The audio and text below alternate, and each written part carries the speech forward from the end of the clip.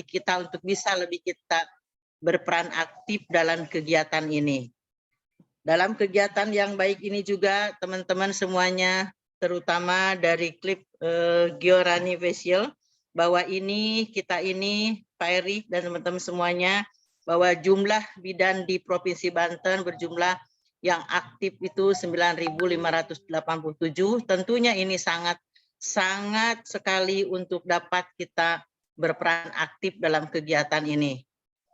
Dalam kegiatan ini teman-teman baru pertama kali ini diadakan oleh CCF bahwa ini di Banten perdana karena banyak kasus-kasus yang ditemukan tentang sumbing. Setahu saya sumbing itu bibir sumbing, ternyata ada langit-langit dan wajah. Jadi tentunya ini lebih mendalam lagi kita dengarkan para narasumber kita. Tentunya yang sudah kita ketahui bahwa bayi lahir itu bisa diketahui sumbingnya itu sejak kita menolong persalinan kalau ada. Yang terdapat katanya di Provinsi Banten itu di daerah Serang ya, Serang Raya, Pandeglang dan Lebaknya. Tentunya dalam kegiatan ini saya melihat judul-judul daripada para narasumber yang akan menyampaikan materinya.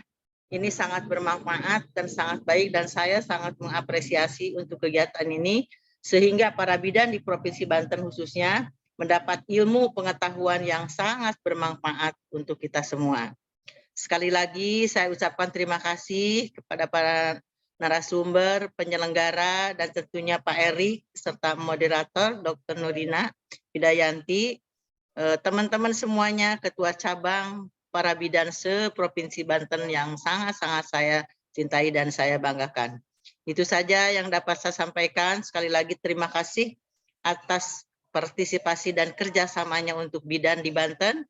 Semoga ilmu ini sangat bermanfaat untuk kita lebih diterapkan di layanan-pelayanan kita. Itu saja yang dapat saya sampaikan. Terima kasih. Billahi taufiq wa hidayah. Assalamualaikum warahmatullahi wabarakatuh. Saya kembalikan kepada Ibu Dr. Nurina. Waalaikumsalam warahmatullahi wabarakatuh.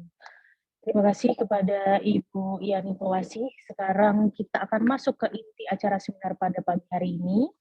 Sebelumnya saya akan memberikan sedikit perkenalan dengan Cleft and Craniofacial Center RSCM FKUI sebagai salah satu pusat rujukan sumbing di Indonesia yang mengedepankan tata laksana sumbing secara multidisiplin dan komprehensif.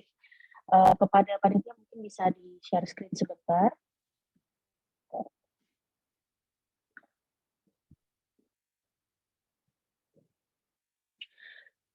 Baik, sebenarnya untuk CCC RSCM FKUI ini sebenarnya sudah aktif memberikan pelayanan multidisiplin itu sejak tahun 1987 dan mengalami perkembangan pesat sejak tahun 2000.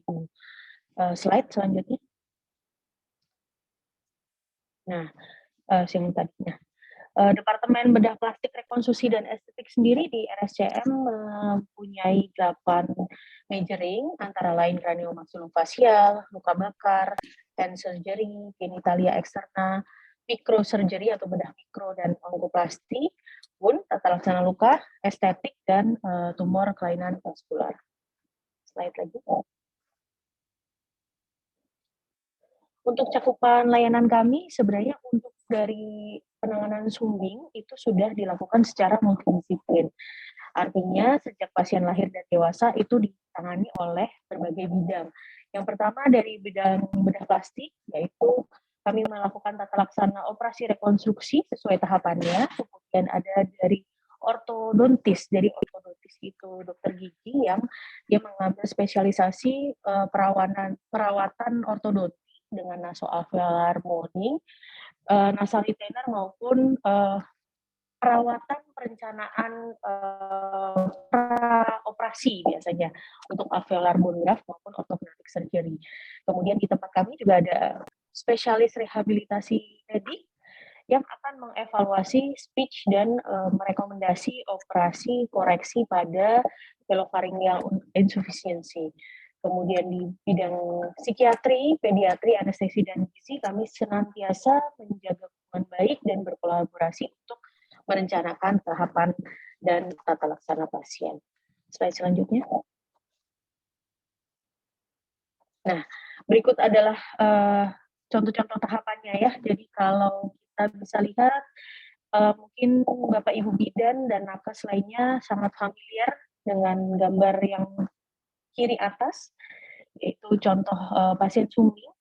Kemudian yang bawah sisi kiri dan tengah ini adalah alat untuk perawatan praoperasi ataupun pasca operasi. Jadi kalau yang sebelah kiri ini biasanya kita dipasang oleh dokter gigi ortodonti yang bernama alat nasionaler molding. Kemudian yang latar belakang hijau ini biasanya kita sering pakaikan pada pasien-pasien pasca operasi.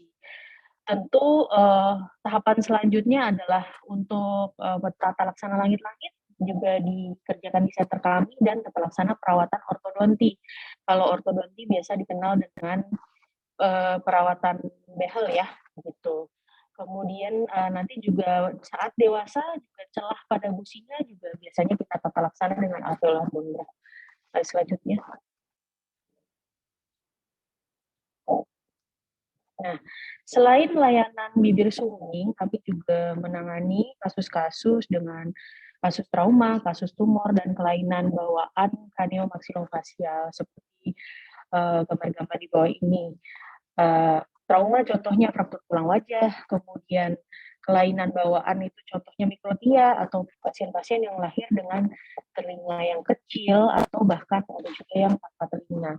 Kemudian kelainan tulang tengkorak seperti kraniosinostosis, lalu ada yang disebut celah wajah atau facial cleft, ataupun tumor-tumor pada rahang dan wajah, glioblastoma atau yang selanjutnya.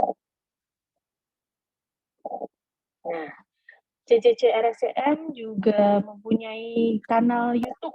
Saat ini memang harus digalakkan edukasi ke masyarakat sehingga kami mempunyai channel YouTube yang bernama Cleft Craniofacial Center RSCM FKUI.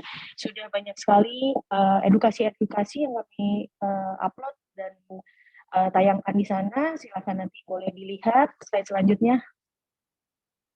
Selain YouTube, kami juga mempunyai Instagram. Ya, Instagramnya bernama CCC RSCM nanti FKUI. Tentu di sini juga selain sumbing ada banyak sekali edukasi-edukasi yang bisa Bapak dan Ibu sekalian lihat dan mungkin bisa menjadi rujukan untuk edukasi ke masyarakat. Slide selanjutnya. Baik, ini adalah staf medik dan staf pengajar di Cleft dan Craniofacial Center. Kami senantiasa bekerja dan mementingkan kepentingan pasien untuk mentata laksana secara multidisipliner. Terima kasih. Selanjutnya kita lanjutkan ke acara ini. Ya, sesi pertama akan dibawakan oleh Dr. Prasetya Nugrahani Kreshanti, spesialis bedah plastik, rekonstruksi, dan estetik, yang berjudul Peran Tenaga Kesehatan dalam Penata Laksanaan Sumbing dan Perawatan Luka Pasca Operasi Sumbing. Izinkan saya membacakan sekilas CV beliau. Dr. Heni menyelesaikan pendidikan kedokteran di Fakultas Kedokteran Universitas Indonesia pada tahun 2001, kemudian menyelesaikan program spesialis bedah plastik di FKUI Universitas Indonesia pada tahun 2011 dan mengikuti fellowship craniofacial di Dutch Association for Facial Plastic and Reconstructive Surgery. Beliau juga mengikuti International Scholar, the Plastic Surgery Foundation, American Society of Maxillofacial Surgeons. Saat ini beliau menjabat sebagai staf pengajar atau kepala program studi pada program studi bedah plastik rekonstruksi estetik di Fakultas Kedokteran Universitas Indonesia. Kepada Dr. Heni, dipersilakan.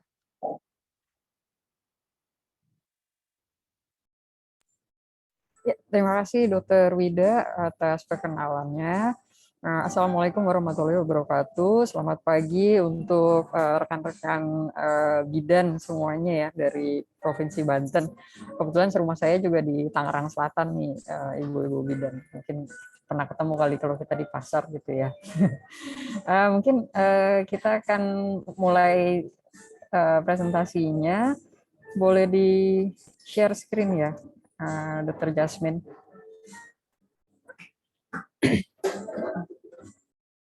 Sebelumnya mohon maaf ada pergantian urutan presentasi karena Dr. Tisa ada keperluan sedikit, jadi yang presentasi duluan saya.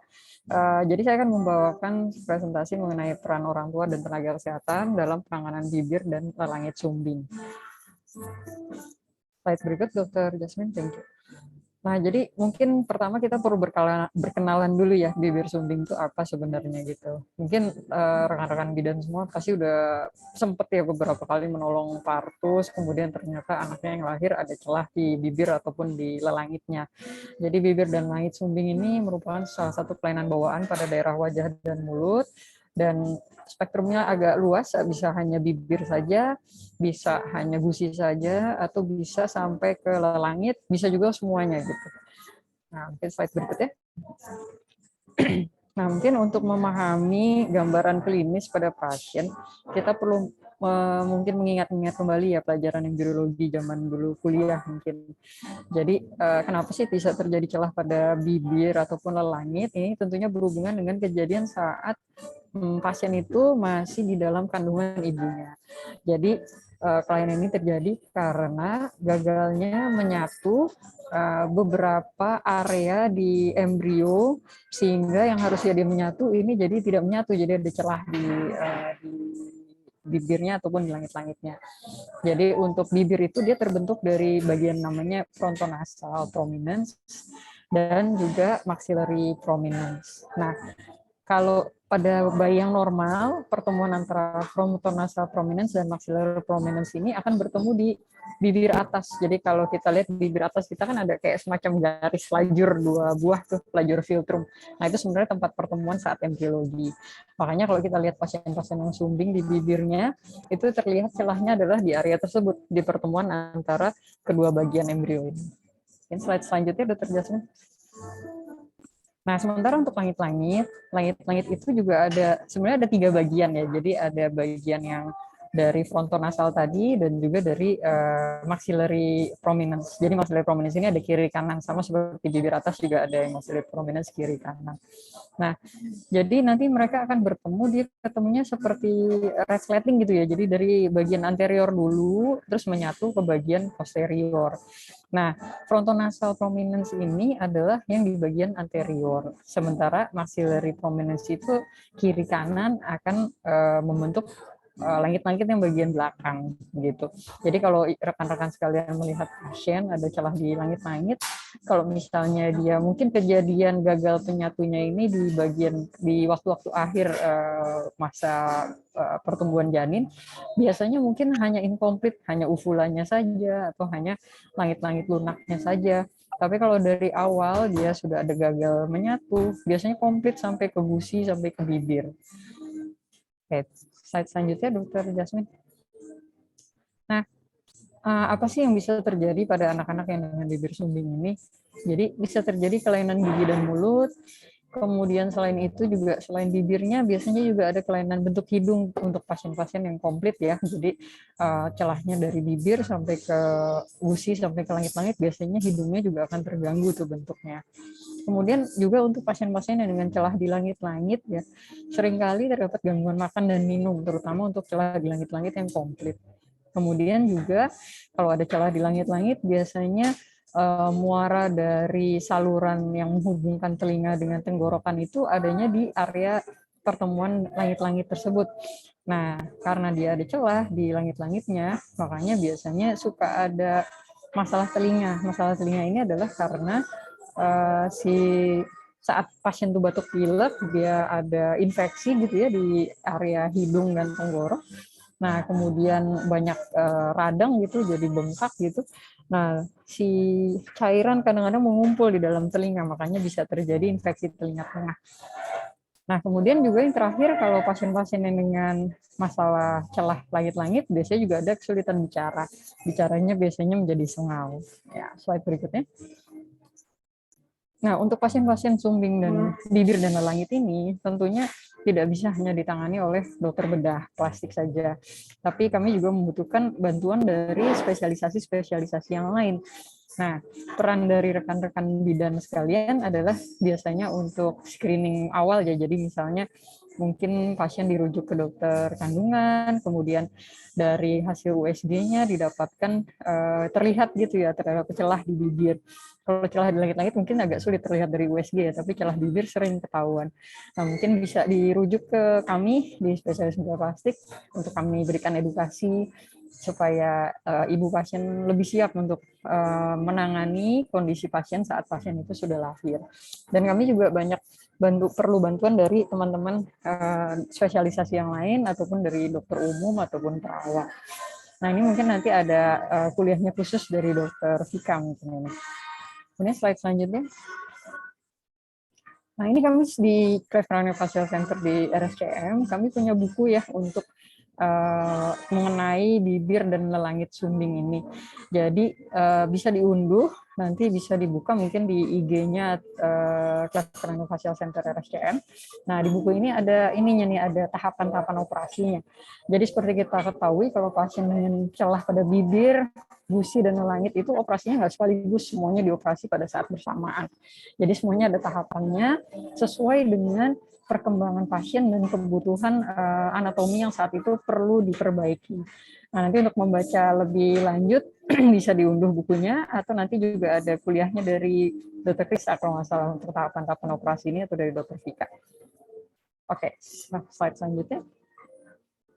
Jadi penanganannya dari baru lahir sampai terakhir sampai dewasa. Operasinya ada yang waktu umur 3 bulan sampai terakhir pada saat pasien sudah selesai pubertas, saat tulang-tulang wajahnya sudah selesai tumbuh. Jadi itu terus kita monitor gitu sampai pasiennya dewasa. Lanjut. Nah, bagaimana dengan peran dari dokter umum? Nah, peran dari dokter umum ini biasanya akan melakukan diagnosis dini ya dan dapat merujuk. Kemudian juga waktu kuliah kita berikan juga kuliah mengenai bagaimana mengedukasi orang tua yang dengan bibir sumbing, kemudian juga pemahaman dasar tentang tadi alur tata laksananya, dan juga mungkin kalau memang di tempat bertugasnya tidak ada dokter spesialis bedah plastik, mungkin dokter umum ini bisa bertindak sebagai koordinator dalam tim multidisiplin. Silakan slide. Nah, sekarang peran perawat dan rekan-rekan sekalian bidan biasanya bisa memberikan konseling pada orang tua setelah dilakukan mungkin USG tadi ya, diagnosis awal. Jadi diberikan edukasi kepada orang tua, contohnya gimana cara memberikan makan. Kemudian juga memberikan dukungan selama prosedur bedah, jadi persiapan pasien sebelum operasi, kemudian sampai nanti pasien selesai dioperasi dan dirujuk balik ke bidan gitu, bisa diberikan dukungan selama proses perioperatif tersebut. Slide selanjutnya. Nah, sementara peran orang tua tentu kita tidak bisa berhasil ya kalau misalnya kita tidak bekerja sama dengan baik dengan orang tua atau caregiver dari pasien kita. Nah, orang tua ini perannya bisa untuk memberikan nutrisi yang cukup, jadi perlu diberikan edukasi yang baik mengenai bagaimana memberikan nutrisi yang cukup. Kemudian juga pada pasien-pasien celah pada bibir dan langit yang komplit ya, jadi diperlukan penggunaan nasoalveolar molding atau tapping untuk yang celah pada bibir saja misalnya. Kemudian juga yang penting juga adalah mengenali gejala ISPA dan infeksi telinga tengah. Kalau bisa sih jangan sampai pasiennya terkena infeksi telinga tengah. Kemudian juga yang paling penting adalah menjaga emosi dan kesehatan mental baik diri sendiri, orang tuanya sendiri, dan juga anaknya. Kadang-kadang ini dilupakan, kadang-kadang orang tua hanya memikirkan nanti bagaimana dari sudut pandang orang tuanya gitu. Padahal sebetulnya banyak hal yang bisa kita perkaya dari sisi anak pasien tersebut gitu ya, supaya dia lebih bisa bertahan atau lebih bisa menerima kenyataan dan lebih mencari hal-hal positif dalam dirinya gitu. Slide selanjutnya. Nah, sekarang mungkin rekan-rekan bidan sekalian bisa memberikan edukasi untuk pemberian nutrisi yang baik ya. Jadi kalau pasien-pasien dengan sumbing itu sebetulnya bisa dicoba untuk menetek langsung ya. Mungkin untuk pasien-pasien yang dengan celah hanya pada bibir atau celah pada lelangit yang incomplete, itu biasanya mereka masih bisa itu menetek langsung ya. Yang penting adalah untuk semua jenis sumbing, terutama yang melibatkan langit, saat memberikan susu dengan menetek langsung ataupun dengan dot itu, harus dengan posisi yang tegak ataupun setengah duduk. Jadi nggak boleh sambil tiduran, karena kalau sambil tiduran takutnya bisa aspirasi. Kemudian kalau emang bisa menetek langsung supaya lebih mudah, biasanya puting diletakkan pada sisi mulut yang nggak ada celahnya justru. Jadi jangan di tempat yang ada celahnya. Karena dipikirnya kalau di tempat yang ada celahnya terus jadi nyumpel gitu ya. Tapi sebenarnya anak jadi sulit karena dia nggak bisa menyedot gitu ya, nggak bisa mengisap gitu. Kemudian bisa dibantu dengan menekan putingnya ya untuk mengalirkan susu. Terus kalau pasien-pasien yang dengan celah pada lelangit, biasanya akan sangat mudah itu mereka menelan udara ya, gas ya saat mereka makan atau minum. Jadi harus sering-sering disendawakan. Nah, kalau misalnya memang tidak bisa menetek langsung, mungkin bisa diajarkan bagaimana cara memerah susu. Nah, kemudian susu yang diperah ini, walaupun memang ada, ataupun misalnya tidak ada susunya, hanya sedikit, orang tuanya lebih memilih memberikan susu formula, bisa diberikan melalui botol. Nah, botol ini bisa dicoba menggunakan botol yang biasa, tapi dengan dotnya, lubangnya diperbesar sedikit. Atau beli dotnya yang misalnya dia baru lahir, kan ukurannya biasanya newborn. Nah, bisa dicoba yang ukuran S, M, atau yang L gitu ya. Kalau nggak bisa juga, bisa diperbesar ujung dotnya. Nah, tapi kalau misalnya sekarang sih, kalau di Jakarta atau di Banten ya mungkin gampang ya beli online ya. Ada botol-botol khusus yang memang dibuat, didesain untuk pasien-pasien sumbing. Jadi ada area-area yang lunak, yang seperti ini botol yang ini seperti botol biasa ya, tapi botolnya sendiri itu bisa dipencet itu, yang sebelah kiri. Sementara yang sebelah kanan ini adalah botol untuk pasien-pasien yang habis operasi palatoplasti. Jadi ujungnya ada seperti pipet panjang gitu, tapi pipetnya ini nggak seperti pipet kayak kita praktikum kimia zaman dulu ya ibu-ibu ya, keras gitu. Kalau ini lunak, bahannya silikon gitu. Oke, slide selanjutnya. Nah, kemudian tadi sempat kita singgung mengenai nasal-alveolar molding ya. Jadi nasal-alveolar molding ini adalah suatu alat ya, suatu device yang dibuat oleh teman-teman dokter gigi ortodontis untuk mengarahkan pertumbuhan dari tulang rahang pasien-pasien sumbing yang komplit ya, sampai ke langit-langit. Dan selain itu ada komponen nasonya selain tadi alveolarnya. Nasonya, nasalnya, hidungnya tuh yang di atas itu yang bulat-bulat itu untuk mengangkat hidung, karena tadi kalau kita lihat gambaran klinis pasien sumbing itu biasanya hidungnya jatuh ya. Nah, ini alat ini berguna untuk membantu memperbaiki bentuk hidungnya sebelum operasi. Nah, alat ini hanya dipakai untuk pasien-pasien yang memang membutuhkan. Jadi yang komplit celah pada bibir dan langit-langit. Kemudian tujuannya adalah memperbaiki lengkung alveolar dan mendekatkan celah sumbing dan memperbaiki bentuk cuping hidung, mendekatkan dasar hidung, dan juga memanjangkan kolumella bagian dari tengah hidung tadi. Oke, slide selanjutnya. Nah, perawatan pasca operasi, jadi ada beberapa faktor yang mempengaruhi penyembuhan luka ya. Yang pertama adalah perawatan lukanya itu sendiri, kemudian asupan nutrisi juga harus cukup, kemudian harus dijaga juga kebersihan rongga mulut dan juga rongga hidung. Karena biasanya kita operasi memang berhubungan antara bibir dan hidung ataupun langit-langit dan hidung. Oke, slide selanjutnya. Nah, bagaimana kita merawat luka pasca operasi bibir sumbing ya biasanya, ataupun langit-langit juga ya. Yang paling penting adalah luka operasi itu harus diamankan dari tangan anak. Jadi anak itu kalau masih bayi banget, operasi bibir mungkin bisa dikasih sarung tangan, atau kalau operasi langit-langit dikasih ganjelan di bagian sikunya. Jadi dia nggak bisa ngenyot atau ngorek-ngorek bagian dalam mulutnya. Kemudian luka operasi sebaiknya dibersihkan dari sisa-sisa darah ya. Ini untuk operasi yang bibir kalau yang dibersihkan. Kalau untuk langit-langit, operasi langit-langit nggak perlu dibersihkan, tapi suruh minum air yang banyak aja, air putih. Kemudian juga setelah angkat jahitan, biasanya kita akan memerlukan alat yang namanya nasal conformer untuk menjaga supaya hidungnya nggak jatuh lagi. Nah, selama masih ada jahitan, kita harus mengoles salep selama mungkin sekitar seminggu sampai diangkat jahitannya 4 kali sehari biasanya, dengan cotton bud biasa aja. Oke, selanjutnya. Nah, ini yang disebut nasal conformer ya. Kalau di CCC kita membuat sendiri dan namanya Nostrilo. Jadi setelah operasi, kan bibirnya udah diperbaiki, pasti hidung juga kita perbaiki kalau di CCC. Jadi hidungnya itu biasanya sudah tinggi tuh pasca operasi. Namun memang karena gusinya mungkin belum kita operasi, jadi biasanya dia cenderung turun lagi. Nah, untuk menjaga supaya hidung yang sudah kita perbaiki itu tetap di tempatnya, kita menggunakan alat ini, nasal conformer. Jadi dia fungsinya untuk mempertahankan tinggi lubang hidungnya itu. Nah, ini digunakan selama 1 tahun atau minimal selama 6 bulan dalam jangka waktu 24 jam setiap harinya. Dan ukurannya harus disesuaikan karena biasanya bayi bertambah usia, ukuran hidungnya juga berubah gitu. Oke, slide selanjutnya. Nah, kemudian yang penting juga untuk pasien-pasien yang habis operasi bibir, kita perlu mengajarkan cara perawatan skarnya, perawatan parutnya. Salah satunya dengan pemijatan luka operasi. Nah, fungsinya adalah supaya jaringan parut yang terbentuk itu nggak menebal gitu ya. Nah, ini dilakukan setelah angkat jahitan ya. Jadi jangan masih ada benang-benangnya itu sudah diajarin cara masas. Nah, caranya bagaimana? Jadi kita pakai pelumas, biasanya paling sering dipakai ibu-ibu tuh pakai ini minyak zaitun ya, minyak olive oil gitu. Kemudian pijatnya itu sehari biasanya 5 kali sehari dan satu sesi itu biasanya 5 kali pemijatan dengan durasinya tuh 10 hitungan gitu setiap kali kita memijat. Nah, ini bisa dilanjutkan sampai 1 sampai 2 tahun pasca operasi. Selanjutnya.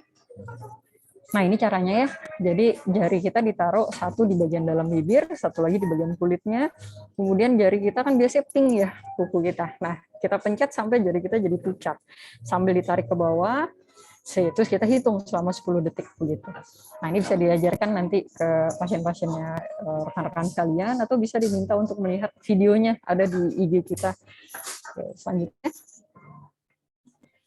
Nah, kemudian juga harus dijaga kesehatan pasien pasca operasi.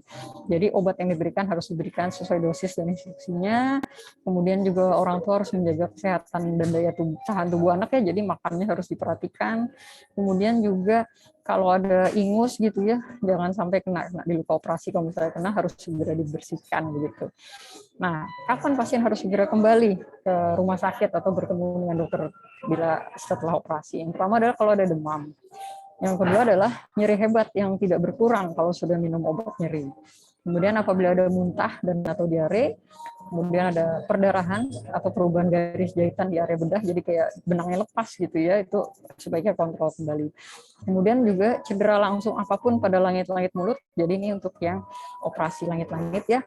Terus kemudian juga apabila ada keluar nanah atau cairan berbau kurang enak dari jahitan ataupun dari dalam mulut dan hidungnya. Oke, selanjutnya. Nah, mungkin itu saja yang dapat saya bagikan pada pagi hari ini. Semoga bermanfaat untuk rekan-rekan semua. Apabila memang saat menolong partus gitu ya, atau ada pasien yang lagi kontrol hamil, didapatkan diagnosis celah pada bibir dan langit. Ya, terima kasih atas waktunya. Dr. Wida, saya kembalikan waktunya. Wassalamualaikum warahmatullahi wabarakatuh. Waalaikumsalam warahmatullahi wabarakatuh. Terima kasih Dr. Heni atas penyampaian yang materi yang sangat jelas dan sangat lengkap ya dok. Semoga bermanfaat untuk nakes sekalian dan Bapak dan Ibu bidan sekalian. Kemudian selanjutnya kita masuk ke materi kedua. Materi kedua ini akan dibawakan oleh Dr. Vika Tania, spesialis bedah plastik rekonstruksi estetik konsultan kraniofacial. Saya bacakan CV-nya secara singkat. Dr. Vika menyelesaikan pendidikan kedokteran di Fakultas Kedokteran Universitas Indonesia pada tahun 2008, kemudian melanjutkan pendidikan dokter spesialis bedah plastik rekonstruksi estetik di Fakultas Kedokteran Universitas Indonesia pada tahun 2014, dan beliau juga mengikuti pendidikan fellowship sebagai visiting scholar di Craniofacial Surgery Changbung Memorial Hospital Taipei, Taiwan pada tahun 2015, dan juga di Cleft and Craniofacial Surgery Plastic Surgery Department Sahlgrenska di Gothenburg, Sweden. Beliau saat ini menjabat sebagai staf medik dan staf pengajar di Craniomaxillofacial Subdivisi Bedah Plastik Rekonstruksi dan Estetik di FKUI RSCM. Kepada Dr. Vika, kami persilakan untuk menyampaikan materi. Ya, terima kasih Dr. Wida. Assalamualaikum warahmatullahi wabarakatuh. Saya ucapkan pada rekan-rekan bidan sekalian. Mungkin bisa tolong di-share screen-nya dari panitia. Saya nggak bisa share sendiri nih soalnya.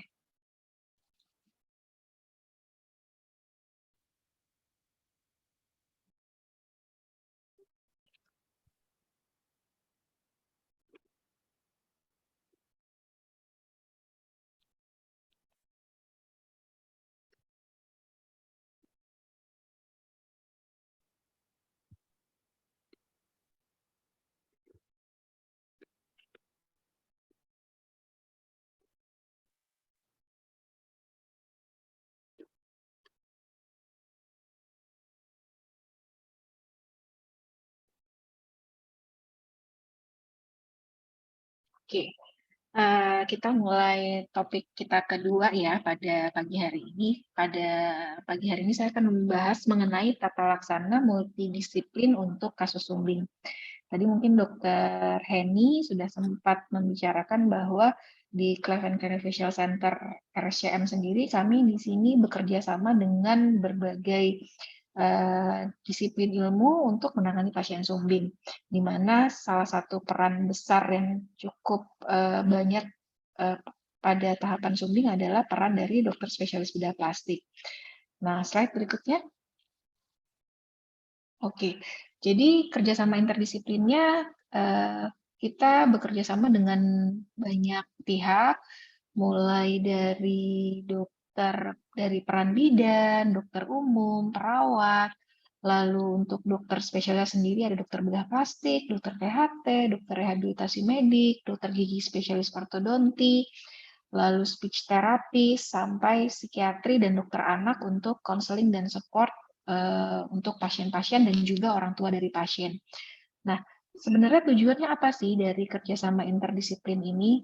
Karena kita pada saat ini tujuan dari tata laksana sumbing adalah tidak hanya sekedar menutup celah bibir atau lelangitnya, tapi kita juga berharap tindakan kita dengan kerjasama multidisiplin dapat memberikan hasil yang semaksimal mungkin, tidak hanya secara fungsional, tapi juga dengan estetik pada pasien. Dan targetnya juga tentunya kita dapatkan pasien-pasien yang memperbaiki kemampuan makannya, kemampuan berbicaranya, dan juga secara estetik baik. Jadi tidak hanya sekedar menutup celah. Slide.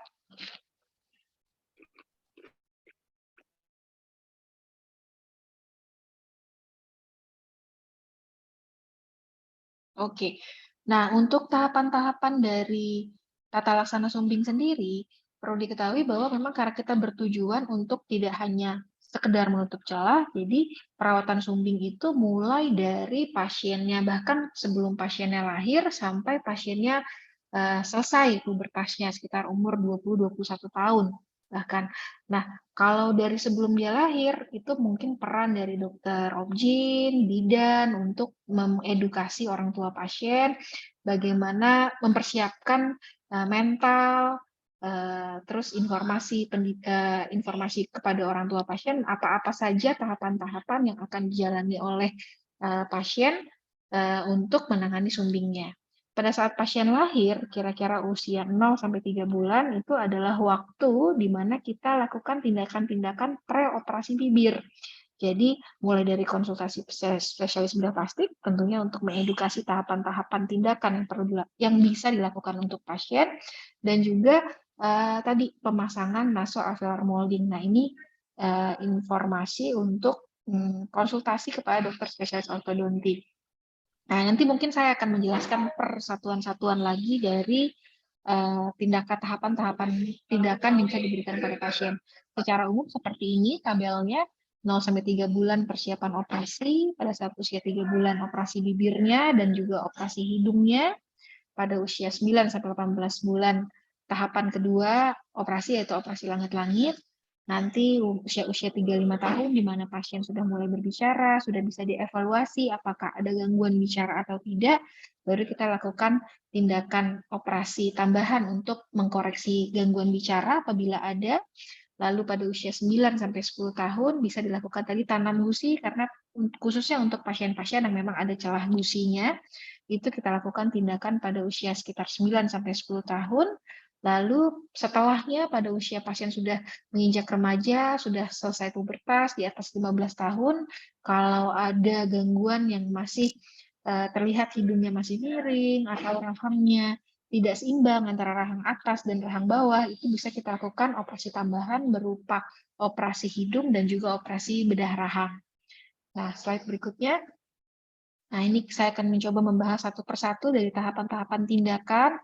Nah, ini pada saat pasien datang ke kita nih, misalnya pada saat pasien lahir, datang ke ibu-ibu bidan sekalian dengan sumbing. Nah, ini orang tua pasien bisa diedukasi untuk dilakukan tindakan pemasangan nasoalveolar molding, seperti gambar yang ada di kiri atas itu, atau sekedar pemasangan lip taping atau kayak yang gambar kiri bawah mendekatkan celah bibir.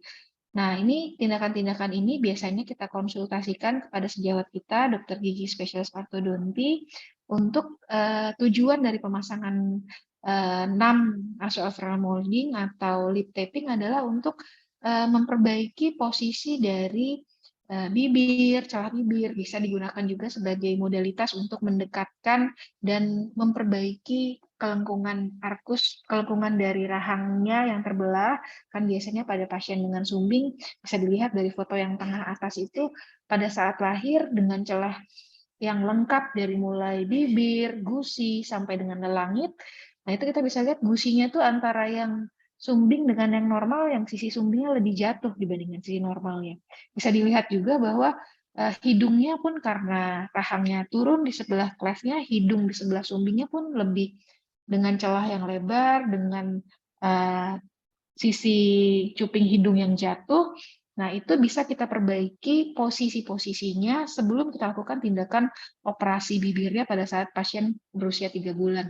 Dengan pemasangan NAM tentunya karena secara anatomi pun sudah lebih baik, operasi yang kita kerjakan pun akan lebih mudah dan menghasilkan target operasi yang lebih baik karena secara struktur anatomi sudah di molding sedemikian rupa.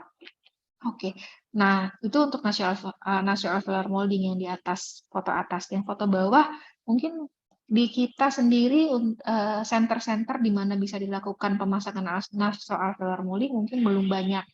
Nah, sejawat-sejawat bidan sekalian mungkin bisa membantu sebelum pasien dirujuk untuk pemasangan nasolateral molding atau pada pasien-pasien yang mungkin hanya ada celah bibirnya bisa dipasangkan lip taping seperti ini untuk mendekatkan celah bibir.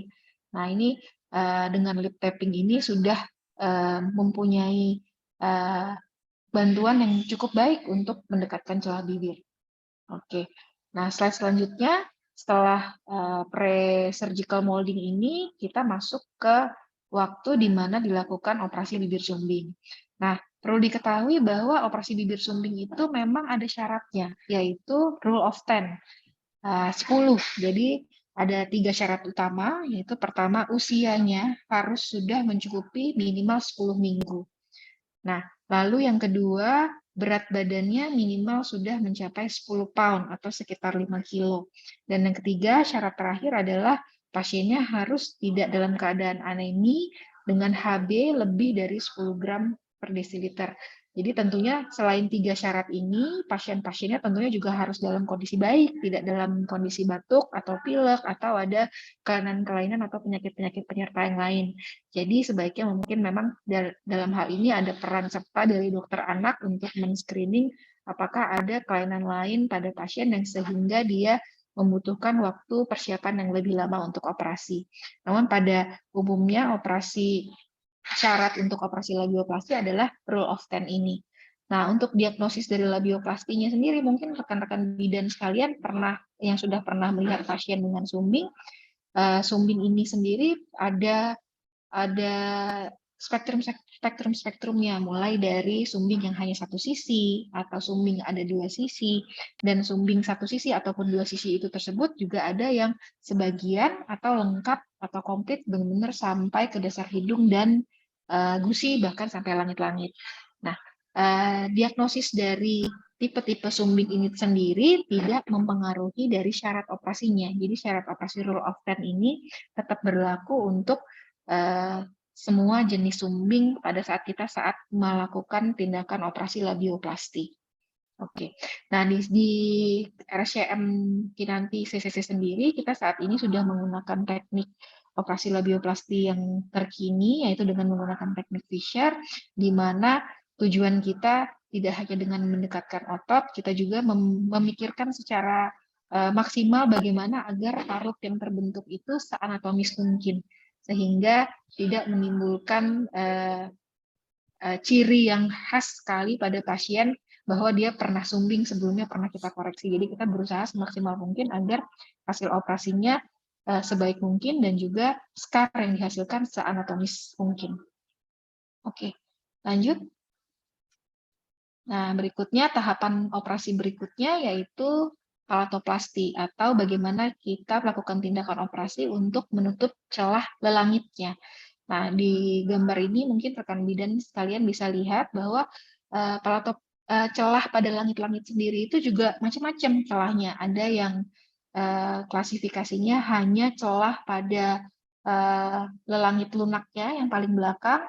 Kalau dari anatomi kita bisa lihat batas yang lebih posterior yang ada uvulanya itu kan lelangit lunak yang tidak ada tulangnya, lalu yang di anterior itu lelangit kerasnya yang ada tulang palatumnya.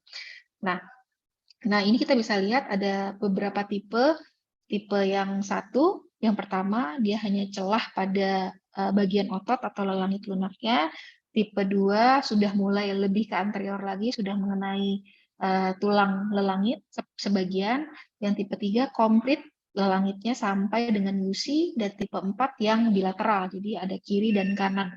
Ada satu lagi tipe yaitu tipe submucous. Jadi mungkin kalau rekan-rekan bidan sekalian pada saat screening pasien lahir di center tuh ke langit-langitnya, ada nggak sih celah langit-langitnya? Bisa jadi kalau tidak ada celah sampai belakang, tapi kalau pas di center ada kayak di tengah-tengahnya tuh kayak cuman selaput, tapi tidak sampai belah, itu juga bagian dari sumbing lelangit karena namanya submucous cleft palate, itu ototnya tidak menyatu, dan itu menjadi indikasi juga untuk dilakukan tindakan palatoplasti atau operasi pada sumbing lelangit, karena dengan yang celahnya ada kayak zona pelusida sedikit tuh di tengah ada belah tapi tidak benar-benar sampai bolong, tapi cuman kayak selaput.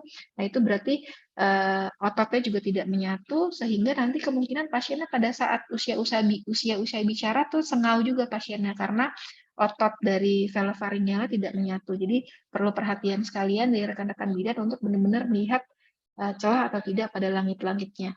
Nah, untuk palatoplasti sendiri, tahapan operasinya bisa dikerjakan dalam satu tahap ataupun pada 2 tahap.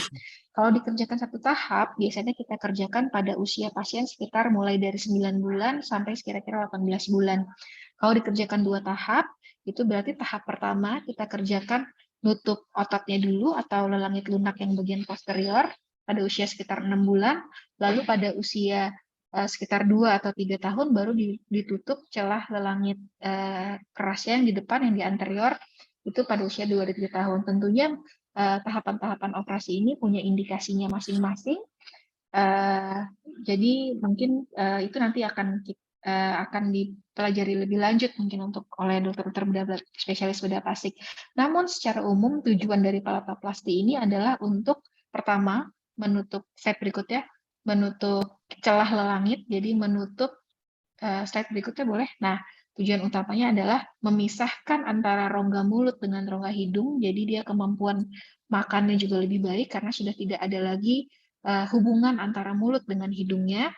Lalu selanjutnya adalah mereposisi atau memperbaiki posisi dari otot-otot dari lelangit lunaknya, otot-otot velarnya, untuk merestorasi dari fungsi sphincter velopharyngeal. Jadi otot-otot langit-langit itu harusnya menyambung antara kiri dan kanan.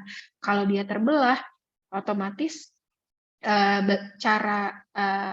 kalau kita ngomong kan langit-langit tuh uvulanya tuh kan nutup ke belakang. Jadi harus benar-benar tertutup rongga mulut dengan rongga hidung supaya kita bisa meresonansikan suara tanpa sengau. Jadi itu salah satu tujuan utama dari palatoplasti. Dan tujuan tambahannya adalah bagaimana caranya agar kita mendapatkan tujuan menutup rongga celah antara hidung dengan lelangit dan memperbaiki fungsi otot tanpa mengganggu pertumbuhan dari rahang atasnya. Jadi itulah kenapa kita melakukan operasi palatoplasti pada usia 9 sampai 18 bulan pada pasien-pasien dengan operasi satu tahap, atau kalau mau lebih cepat operasi langit-langit penyatuan ototnya atau tahap satunya pada usia 6 bulan, dan untuk menutup yang sisi rahang depannya anterior itu pada usia sekitar 2-3 tahun untuk semaksimal mungkin mengurangi risiko terjadinya gangguan pertumbuhan rahang atas. Oke. Boleh lanjut slide berikutnya. Nah, itu tahapan pertama, labioplasti usia 3 bulan dengan syarat tadi rule of 10, kemudian palatoplasti usia 9 bulan sampai 18 bulan. Oke. Selanjutnya adalah pada saat pasiennya sudah mulai bicara nih, usia 3 sampai 5 tahun. Jadi kadang-kadang pada beberapa kasus setelah pasiennya mulai bicara terdengar kok suaranya agak-agak sengau ya.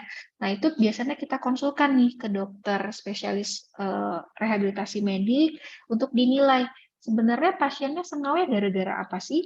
Bisa saja memang secara anatomi langit-langitnya belum cukup panjang atau otot-ototnya belum ketemu dengan baik sehingga belum mampu untuk menutup benar-benar rongga antara rongga hidung dengan rongga mulut. Jadi suara yang dihasilkan juga masih belum baik. Nah, itu kalau memang ada insufisiensi yang seperti itu, bisa kita lakukan tindakan koreksi atau perbaikan atau operasi untuk memperbaiki dari fungsi velofaringialnya dengan tindakan-tindakan macam-macam nih teknik operasinya. Nah, tapi kadang-kadang kalau dari TS dari rehabilitasi medik sendiri dengan setelah dievaluasi ternyata secara anatomi sudah cukup baik, tapi suaranya masih sengau. Nah, ini peran serta dari sejawat-sejawat speech therapist kita untuk memperbaiki bagaimana caranya supaya anaknya mengucapkan kata-kata dengan lebih baik dengan speech therapist. Nah, di usia 3 sampai 5 tahun ini, selain tindakan perbaikan langit-langit itu, kita bisa juga lihat nih, gimana sih caranya kita berusaha semaksimal mungkin agar sebelum pasiennya ini mulai aware, mulai sadar sama dirinya, sebelum dia mulai sekolah, ketemu sama teman-temannya, kalau ada yang kita bisa bantu, kita perbaiki agar secara psikologis anaknya lebih pede, bisa kita perbaiki sebelum dia mulai sekolah. Misalnya apabila masih ada kayaknya skarnya atau parutnya kok kurang baik, atau secara anatomis pertemuan antara bibirnya pada saat operasi, garis bibirnya masih belum benar-benar bagus, bentuk bibirnya jadi belum oke, atau hidungnya pada saat operasi sebelumnya belum sekalian diperbaiki, itu kita bisa perbaiki perbaikan-perbaikan minimal sebelum pasiennya masuk sekolah agar kita bisa bantu dia supaya dia bisa berfungsi sebaik mungkin dan secara psikologis juga sepede mungkin. Oke, slide selanjutnya. Nah, tadi kan operasi yang kalau zaman-zaman dulu tuh kita memang tahu dengar-dengar udahlah operasi sumbing bibir tuh cuman operasi bibir sama langit-langitnya udah tidak terlalu difikirkan secara fungsi bagusnya, secara fungsinya bagus atau tidak, sama secara estetik udah maksimal atau belum. Nah, ini tahapan berikutnya adalah ABG nih, alveolar bone graft. Nah, ini biasanya kita kerjasama dengan ortodonti, memperbaiki susunan giginya, lalu celah gusinya juga kita isi. Dengan mengisi celah gusi, itu nanti hidungnya, terus rahangnya itu juga akan lebih baik. Slide berikutnya. Nah, kita cepat aja. Nah, ini alveolar bone graft tadi itu kalau ada celah gusinya itu kita bisa isi dengan tulang. Biasanya kita ngambil donor tulangnya dari tulang tibia anterior atau dari tulang sias yang dari tulang lipat paha itu bisa kita ambil untuk memperbaiki celah gusinya. Nanti kalau sudah disambung tuh celah gusinya begitu pasiennya udah agak besar bisa dipasangkan implan gigi. Jadi giginya juga bisa lengkap. Slide berikutnya. Nah, kalau pasien sudah dewasa, sudah semua ini kita kerjakan, pada saat dia dewasa, sudah 15 tahun ke atas, kita bisa bantu lagi nih. Kalau pasiennya ternyata pada saat dewasa ada kemunduran rahang, tidak seimbang antara rahang atas dan rahang bawah, kita bisa bantu dengan operasi bedah rahang atasnya kita majukan, rahang bawahnya kita mundur, jadi secara profil dari samping pasiennya nggak kayak cekung gitu mukanya. Itu bisa kita perbaiki juga, dan juga dengan perbaikan hidung. Berikutnya, perbaikan hidung itu kita bisa lakukan juga untuk pasien. Jadi secara kesimpulan, memang penata laksanaan sumbing ini multidisiplin. Slide berikutnya lagi. Dan tahapannya benar-benar dari pasiennya baru lahir sampai pasiennya sudah puber, udah 17 tahun bahkan sampai 20 tahun. Jadi peran serta kita tuh bukan hanya spesialis bedah plastik yang berperan, tapi dokter rehab medik, THT, ortodonti, speech therapist, objin pada saat di awal, dan juga rekan-rekan bidan sekalian.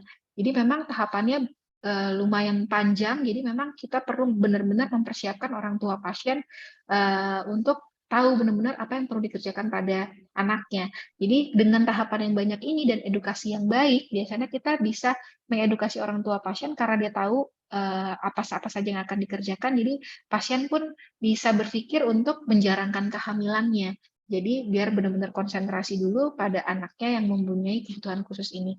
Mungkin ini sekedar tambahan dari saya. Saya kembalikan lagi ke moderator. Terima kasih. Wassalamualaikum warahmatullahi wabarakatuh.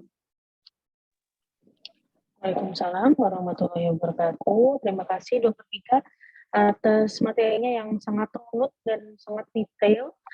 Mudah-mudahan dapat dipahami bagi kita semua. Selanjutnya kita mungkin akan masuk ke materi ketiga dahulu. Saya lihat di chatbox sudah banyak sekali pertanyaan. Kami catat terlebih dahulu ya Bapak dan Ibu. Saya lanjutkan dengan pembicara selanjutnya. Pembicara kita yang ketiga adalah Dr. Kristaninta Bamun, spesialis bedah plastik rekonstruksi estetik. Saya bacakan CV-nya sebentar. Beliau menyelesaikan pendidikan kedokteran di Fakultas Kedokteran Universitas Gadjah Mada, Yogyakarta pada tahun 1997. Kemudian beliau melanjutkan ke pendidikan spesialis bedah plastik rekonstruksi estetik di Fakultas Kedokteran Universitas Indonesia pada tahun 2007. Dan mengikuti fellowship di Craniofacial Surgery Changnong Memorial Hospital di Taipei, Taiwan tahun 2008. Kemudian yang terakhir, beliau menyelesaikan studi doktoralnya di Fakultas Kedokteran Universitas Indonesia pada tahun 2020. Saat ini beliau adalah staf medis dan staf pengajar di program pendidikan spesialis bedah plastik rekonstruksi dan estetik FKUI RSCM, dan beliau juga sebagai kepala Cleft and Craniofacial Center di RSCM. Kepada Dr. Krista dipersilakan, Dok. Ya, terima kasih Dr. Wida. Selamat siang Bapak, Ibu. Ibu banyakan ya, ibu-ibu bidan ini. Terima kasih untuk kesempatan yang diberikan. Mohon maaf untuk host mungkin bisa di sini saya tidak bisa sharing tidak bisa sharing PowerPoint saya, bagaimana ya? Atau saya kirim dulu? Oke, sudah bisa. Oke, terima kasih untuk Dr. Jessica ya. Oke, saya akan share PowerPoint saya. Kalau mungkin sudah, apakah sudah terlihat, Dr. Wida? Oke, baik. Oke, kalau sudah, saya mulai ya. Terima kasih. Saya melihatnya antusias sekali rekan-rekan bidan untuk bisa hadir dalam webinar ini. Gitu, kami sangat bersyukur. Berarti kita memudahkan pekerjaan kami dalam menangani pasien-pasien dengan kelainan sumbing. Dan memang kami merencanakan, insya Allah akhir Desember atau mungkin kalau mundur awal Januari atau Februari gitu, kami akan mengadakan bakti sosial nanti di Rumah Sakit Umum Daerah di Serang gitu. Mohon dukungan dari ibu-ibu bidan semua, sehingga mungkin selain operasi juga nanti ada acara diskusi gitu, ada acara seminar juga yang khusus untuk bidan, untuk perawat, untuk terapi wicara dan lain-lain gitu, yang waktunya bersamaan, dan juga untuk dokter-dokter gigi di sana. Oke, ini sekilas mengenai demografi seminar kita kali ini. Yang daftar ada 500 lebih, tapi yang hadir, yang bisa masuk di Zoom, mungkin karena keterbatasan Zoom-nya juga hanya 300 ya, 290 sekian gitu. Mohon maaf karena nggak muat menampung, daftarnya banyak. Nah, jadi 33% dari para peserta kita kali ini itu tidak tahu gitu bahwa perawatan sumbing itu sebenarnya ditanggung sepenuhnya oleh BPJS. Jadi masih ada sepertiga dari kita di sini yang beranggapan bahwa sumbing itu harus dibiayai sendiri karena estetik, atau karena juga harus dibiayai sendiri karena tidak ditanggung BPJS gitu. Nah, kemudian beberapa kendala yang dihadapi pada saat bayi lahir sumbing itu ada masalah menyusui, nutrisi, kemudian mental orang tua, pertumbuhan, masalah gigi, gangguan bicara, dan sosial ekonomi. Oke, ini kemudian itu tadi 75% peserta acara kita kali ini adalah bidan, dan sisanya adalah para pegawai swasta, tenaga kesehatan, dan PNS lainnya. Kemudian sepertiga dari yang hadir di sini pernah bertemu dengan kasih sumbing saat membantu persalinan. Kemudian 40% tahu operasi sumbing bibir paling cepat dapat dilakukan pada usia 3 bulan. Jadi bukan, sebagian lagi mungkin masih beranggapan bahwa bisa dilakukan sejak lahir secepatnya, tapi usia 3 bulan yang betul. Kemudian 25% dari peserta kita kali ini tahu bahwa operasi lelangit, operasi langit itu bisa dilakukan pada usia 9 bulan. Jadi bibirnya 3 bulan, lelangitnya 9 bulan seperti yang disampaikan oleh Dr. Vika tadi. Oke, kemudian kita masuk ke materi saya. Sebenarnya nggak terlalu banyak lagi yang bisa yang saya sampaikan pada kesempatan kali ini, karena sudah disampaikan oleh pembicara-pembicara sebelumnya. Jadi yang diketahui bahwa di Indonesia cukup banyak pasien-pasien dengan kelainan sumbing, 2,1 dari 1.000 kelahiran hidup. Jadi rasanya nggak akan habis-habis terus gitu. Dan itu sendiri terjadi dalam kehamilan, di mana sumbingnya udah bisa terlihat dari trimester ke-3 itu udah bisa di USG ya. Jadi kalau bisa kelihatan bahwa bayinya sumbing gitu. Kemudian yang paling banyak ditemukan adalah sumbing bibir dan langit atau CLP. Jadi bibirnya juga, langitnya juga. Nah, kemudian yang nomor 2-nya adalah celah langit saja. Nah, ini yang seringkali rekan-rekan ibu-ibu semua miss gitu, karena ada dari depannya tapi dalamnya ada celah gitu ya. Sementara yang celah bibirnya saja hanya 21%. Kemudian 30% disertai dengan kelainan lain, sisanya hanya sumbingnya saja gitu. Nah, kemudian lebih banyak pada laki-laki untuk sumbing bibir dan langit. Sementara kalau sumbing langitnya saja itu banyak pada perempuan. Nah, kemudian ini faktor-faktor risiko, saya nggak menguraikan lagi, jadi banyak hal. Kalau pasien bertanya, kadang-kadang bertanya ke ibu-ibu, kenapa anak saya bisa sumbing begini gitu? Apa karena waktu hamil bapaknya mancing gitu, kemudian dapat ikan robek? Nggak seperti itu ya. Jadi faktornya masih multifaktorial dan tidak berdiri sendiri. Di antaranya adalah konsumsi obat-obatan yang sembarangan selama masa kehamilan, kemudian kekurangan vitamin B6, zinc, dan lain-lain, kemudian alkohol juga, rokok, kekurangan gizi, kemudian hamil pada usia yang di atas 30 tahun atau 40 tahun, kemudian juga ada infeksi pada masa kehamilan, dan yang paling sering juga ditemukan adalah riwayat penyakit pada keluarga. Jadi kalau bapak, ibu, kakek, nenek, om, tantenya ada yang sumbing, biasanya juga akan ada lagi di keluarga itu yang sumbing gitu ya. Nah, kemudian bagaimana deteksi dininya? Deteksi dini bisa dilakukan sebelum lahir dan setelah lahir. Jadi sebelum lahir ya dilakukan prenatal dengan USG, pada trimester kedua udah bisa kelihatan, tapi trimester ketiga itu lebih jelas lagi. Dan ini memang sangat tergantung dari dokter obgyn yang melakukan USG gitu. Kalau yang jago trimester 2 juga udah kelihatan ya. Tapi kalau yang rata-rata trimester ketiga semua dokter kebidanan bisa melihat oh ini sumbing gitu. Nah, kemudian setelah lahir biasanya di rumah sakit juga ketika lahir, bayi lahir akan diperiksa semua. Nah, biasanya pemeriksaan itu kalau nggak holistik nggak bisa terlihat gitu. Jadi harus dilihat semua. Kalau dari bibir saja kelihatan yang paling sering miss adalah di langit-langit. Dikatakan tahun 2014 ada penelitian di luar negeri katanya 31% kasus sumbing langit itu terlambat. Jadi nggak ketahuan. Jadi anggap normal, anak tumbuh sampai orang tuanya juga nggak tahu. Nah, setelah besar baru ada gangguan-gangguan, baru tahu oh ini ternyata anaknya menderita penyakit gangguan sumbing gitu ya. Nah, sehingga perlu dilakukan, yang penting adalah pemeriksaan langit gitu. Kalau bibir mah kan bisa dilihat. Nah, pemeriksaan komplit untuk pemeriksaan langit adalah seperti ini, ya dibuka mulutnya, dilihat dengan spatel tang, dilihat, nah sampai kelihatan uvulanya, oh dia normal gitu ya.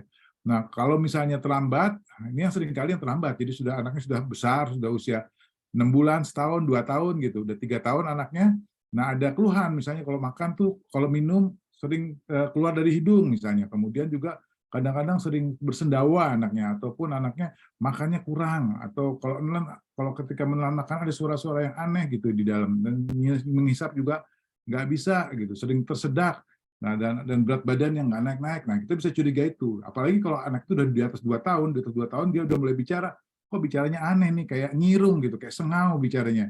Nah, itu kita harus curiga ada kelainan di langitnya, dan itu ada beberapa yang seperti itu. Nah, seperti ini pasien kita lihat sebelah kiri, anaknya normal ya, kelihatan wajahnya cantik gitu, nggak ada kelainan apa-apa. Tapi kalau kita teliti di dalam mulutnya ternyata ada celah di langit dan celahnya juga nggak celah semua, jadi celah sedikit, tapi ini mengganggu sekali untuk fungsi bicara nantinya terutama. Jadi karena otot kanan dan kiri itu nggak ketemu di tengah-tengah, sehingga akan sengau anaknya. Jadi ketika dia masuk usia sekolah, dia akan dibully karena nggak bisa berbicara dengan normal. Gitu ya. Nah, jadi deteksi ini sangat penting karena berpengaruh pada kualitas hidup. Nah, dan satu lagi yang perlu diingat seperti disampaikan oleh pembicara sebelumnya, bahwa hasil operasi itu akan menjadi lebih baik jika dilakukan sedini mungkin sesuai dengan aturan. Jadi untuk operasi bibir itu dilakukan pada usia 3 bulan. Itu ada rule of thumb tadi, usianya 3 bulan, beratnya 5 kg gitu. Nah, kemudian operasi langit dilakukan pada usia 9 bulan, itu hasilnya akan lebih baik nanti dibandingkan dia terlambat. Nah, kemudian kalau dia terlambat akan ada masalah sosial ekonomi, masalah biologisnya juga semakin besar diperbaiki, terutama gangguan bicara, maka hasilnya semakin jelek nanti. Misalnya kalau operasi pasien seperti pasien kita tadi, jika dikerjakan operasi langitnya di umur 5 tahun, 6 tahun, maka untuk mencapai suara yang normal, bicara normal itu agak lebih susah gitu dibandingkan dengan dikerjakan lebih dini. Demikian juga secara psikologi dan secara estetik tentunya akan membuat penanganannya lebih sulit. Jadi penting sekali dilakukan untuk suatu deteksi dini. Nah, ini kita lihat anatominya seperti ini. Jadi sumbing itu bagi menjadi dua, sumbing bibir dan sumbing langit ya. Nah, kemudian ini kalau tipe-tipe celah bibirnya ada sumbing bibir, ini sumbing bibir macam-macam, ada yang unilateral atau satu sisi, ada yang bilateral atau yang dua sisi. Kemudian unilateral lagi ada yang seperti gambar paling kiri itu sedikit saja atau microform. Kemudian ada yang incomplete, jadi celak sedikit, masih ada langit ini bagian atas dari bibirnya masih normal, ada yang komplit sampai semuanya gitu. Sama demikian juga yang bilateral atau yang dua sisi tadi. Nah, yang sama semua dari sumbing bibir ini, meskipun dia microform, komplit atau incomplete, adalah bentuk hidungnya. Lubang hidungnya pasti berubah gitu. Jadi anak ini agak penampilan berbeda dibandingkan dengan yang lainnya gitu ya, dengan teman-temannya.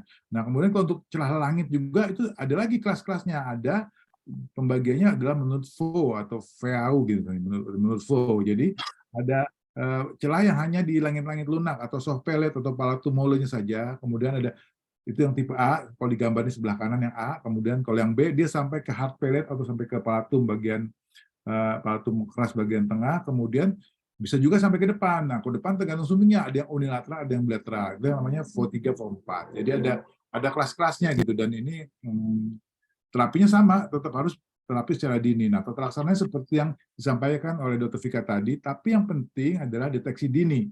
Karena terapi dimulai dari sejak lahir sebenarnya. Terapi siapa? Terapi ke orang tuanya pasien yang terutama, karena jadi orang tua itu akan disiapkan bahwa ketika anaknya diketahui dari USG misalnya anaknya dengan kelainan sumbing, maka orang tua harus menyiapkan. Ini rangkaian operasi kan banyak sekali. Kalau kita lihat di sini ada 1, 2, 3, 4, ada 5 operasi. Ini minimal nih yang bisa dikerjakan.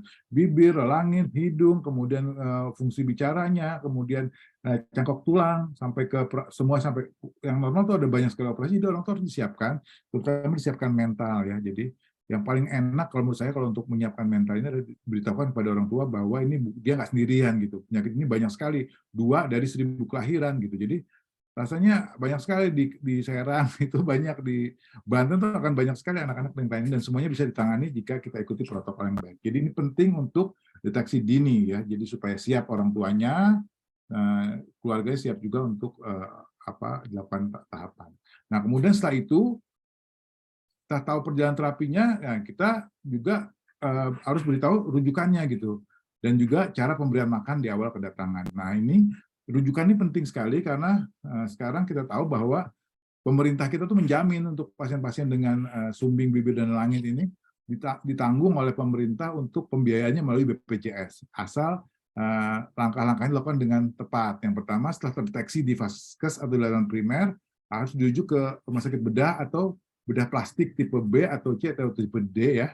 Nah, kemudian dari situ baru dirujuk yang sebaik-baiknya. Kalau menurut kami, karena kami dari RSCM ya dirujuk saja di tempat kami, karena dari Banten ya, dari Serang nggak terlalu jauh juga. Karena di tempat kami ada pelayanan yang holistik, yang ada di sana bukan hanya dokter bedah plastik saja, tapi ada juga dokter gigi di sana, ada dokter terapi bicara, ada dokter anak, ada dokter psikiatri, dan semuanya akan bekerja sama menangani pasien tersebut gitu. Jadi akan dibahas secara holistik, jadi nggak perlu kemana-mana lagi gitu ya. Nah, begitu. Nah, kemudian semuanya itu ditanggung oleh BPJS. Yang penting orang tua harus ditekankan bahwa demi masa depan anak nggak apa-apa deh bolak-balik ngurus BPJS gitu. Ya. Nah, ini kalau petunjuknya nanti bisa di-copy, mungkin bisa materinya bisa diminta ke panitia, dan juga ada di Instagram kami bagaimana caranya menggunakan BPJS Kesehatan di RSCM sendiri. Jadi setelah datang dari puskesmas, kemudian ke tipe B, kemudian membuat SEP atau eligibilitas penjamin di RSCM, kemudian datang di Gedung Kiara lantai 2 tempat kami di RSCM. Nah, kemudian seperti ini juga, kemudian jika sudah siap SEP-nya sudah ada, maka kita setuju operasi. Dalam hal ini berat badan dan usianya sudah cukup. Kalau untuk sumbing bibir, berat badan 5 kg dan usia 3 bulan, maka akan dibuat pemeriksaan-pemeriksaan, cek darah, ronsen dan sebagainya, kemudian konsul ke anak. Nah, ini beberapa kali bolak-balik, memang nggak bisa dalam 1 hari, mungkin 2-3 kali datang ke RSCM untuk akhirnya dipanggil lagi untuk dioperasi begitu. Nah, ini kemudian apa saja yang harus dilakukan sebelum kontrol. Kalau setelah dioperasi, pasca operasi, kontrol lagi ke RSCM lagi. Nah, kalau pendatang kedua bisa daftar online di aplikasi RSCM-ku yang bisa diunduh di Play Store gitu ya. Nah, kemudian edukasi juga penting untuk kehamilan selanjutnya adalah menghindari yang tadi faktor risiko, rokok, alkohol, penggunaan obat-obat juga diminimalisasi, stres yang berlebihan juga nggak boleh ya buat ibu, dan kenaikan berat badan juga harus dijaga, penyakit-penyakit komorbid jika ada harus diobati, dan jangan lupa untuk suplementasi multivitamin dan mineral, dan juga screening pranikah. Kira-kira itu untuk topik saya yang pertama. Kemudian topik saya yang kedua dalam hal ini adalah pemenuhan nutrisi pada anak sumbing. Nah, jadi dikatakan masalah utama pada bayi sumbing adalah kesulitan minum. Kebanyakan ibu-ibu bidan ketika menolong bayi lahirnya sumbing, wah langsung nggak berani nih dikasih minum gitu, karena dia nggak bisa nelan, nggak bisa ngisep, nggak bisa mengatuk dengan kuat, sehingga bisa tersedak dan sebagainya. Ya, jika nggak ditangani, bisa jadi anaknya gagal tumbuh ya, kemudian bisa aspirasi dan sebagainya, dan juga bisa ini ya. Jadi harus ditangani dengan baik masalah utama sih. Nah, kemudian malnutrisi itu sendiri kita ketahui sebagai faktor resiko pada pasien sumbing. Jadi dikatakan 22% itu kronik malnutrisi pada pasien sumbing. Nah, kemudian jika pada operasi sumbing ditemukan anak dengan malnutrisi kronis, maka pada hasil operasi juga kemungkinan gagal ya kalau gizinya jelek, kalau dipaksakan. Jadi yang sering terjadi adalah operasi bibir bisa aja jahitannya jebol ya. Kemudian penyembuhan lukanya lama sehingga parutnya jelek. Nah, kemudian kalau operasi langit-langit bisa terjadi bolong atau fistula. Kalau gizinya kurang, maka gizi harus betul-betul diperbaiki. Ya. Nah, ini juga bagaimana cara pemberian makan dan minum anak sumbing. Sebenarnya anak sumbing bisa saja langsung disusui, ibu disusui langsung oleh ASI ibunya. Yang penting bayinya posisinya benar, sehingga dia nggak tersedak. Jadi posisi harus tegak, kemudian putingnya diposisikan di mulut yang tidak sumbing. Kemudian dibantu dari ibu dengan menekan payudara sehingga anak nggak usah usaha keras untuk menelan. Kemudian jangan lupa untuk disendawakan yang lebih lama dan lebih sering dari anak normal, karena anak sumbing biasanya selalu ada celah, jadi akan banyak udara yang masuk ke dalam ke dalam lambungnya gitu ya. Oke, kemudian bisa juga dengan menggunakan botol minum khusus ya. Botol sumbing sekarang sudah cukup banyak dijual di baby shop yang ada beberapa merek yang mahal dan yang sampai yang murah. Kalau dulu kita pakainya biasanya Medela ya, itu mahal tapi harganya sekitar 700-800 ribuan. Nah, ini yang lebih murah ada dari Pigeon. Jadi di Pigeon itu bisa waktu dibuat ini juga sempat berdiskusi dengan tim dari CCC, Dr. Henny waktu itu yang ikut mendiskusikan desainnya, dibuat desain khusus, ini botolnya bisa dipencet gitu, lunak. Nah, kemudian tempat ininya juga, dotnya itu juga ketebalannya nggak sama, jadi bisa pas lah untuk sumbing ini. Harga sekitar 150-250 begitu kalau di Jakarta ya. Nah, kemudian ini bisa pakai alat ini. Yang penting pada waktu disusui anak harus posisi duduk, dan kalau misalnya lebih enak anak nyaman dengan botol, ibu bisa memerah susunya ke dalam wadah kemudian diberikan dengan langsung. Nah, ini seperti tadi sudah diuraikan sama Dr. Henny dengan jelas. Nah, kemudian jika ASI utama nggak cukup, ASI donor juga harus boleh, tapi harus memenuhi persyaratan keamanan. Kemudian ada lagi bagaimana jika yang sering terjadi adalah gini, anak dioperasi pada usia 3 bulan, di mana berat badannya minimal 5 kg gitu ya. Nah, kadang-kadang nggak tercapai nih, udah 3 bulan berat badannya masih kurang, masih 4 kilo gitu. Gimana caranya? Nah, itu kadang-kadang bisa kita lakukan pemasangan feeding tube. Jadi anaknya dipaksa minum dengan pasang selang. Tapi ini hanya indikasi pada gangguan anak-anak dengan gangguan pertumbuhan, malnutrisi atau kekurangan gizi, dan kemudian dan ini sering-sering juga terjadi pada anak dengan kelainan laringomalacia atau ada yang nggak bisa menelan. Ada kelainan anak yang nggak bisa menelan. Nah, seperti ini pasien kami juga, ini anaknya juga sama, ini ada celah di langit juga, mau dioperasi ini pada langit-langit ada usia 9 bulan, namun berat badannya kurang sekali, gitu. Dipaksa juga nggak bisa gitu. Gimana ini? Kalau dilihat di KMS dia ada di garis merah terus. Nah, akhirnya oleh dokter anak, di tim kami, ke dokter anak melakukan pemasangan feeding tube, sehingga dikasih nutrisinya lewat feeding tube, dan akhirnya cukup baik setelah tercapai berat badannya, kami lakukan operasi gitu ya. Oke, kemudian untuk makanan pengganti ASI, anjurannya adalah dimulai saat usia 4-6 bulan. Hati-hati juga jika tersedak bisa masuk ke hidung sehingga terjadi iritasi. Dan memang kalau perlu waktu untuk minumnya memang lebih lama, anak dengan kelainan sumbing ini memang lama kalau untuk makan dan minum dibandingkan yang lain. Kemudian sebagai simpulan, anak sumbing dan lama perlu kebutuhan nutrisi yang sama, jadi sama saja nutrisinya. Kemudian pengalaman makan yang menyenangkan penting untuk mencegah kesulitan makan pasca tindakan dan hindari malnutrisi dan pemantauan berkala berat badan, tinggi badan, dan lingkar kepala bayi. Dan jangan lupa selalu datang ke posyandu untuk diisi KMS-nya sehingga bisa dinilai dengan baik kondisi anaknya. Ini ada beberapa buku-buku kami. Nah, ini bisa di-scan nanti, bisa download buku-buku yang ada yang sudah diterbitkan oleh CCC gitu. Saya demikian, Dr. Wida. Terima kasih. Terima kasih Dr. Krista atas penyampaian materinya. Saya lihat di chat box, sepertinya sudah banyak yang bertanya, Dok. Dari panitia mengalokasikan waktu 20 menit untuk diskusi tanya jawab. Baik, kita mulai saja pertanyaan di chat box ya, Dok ya.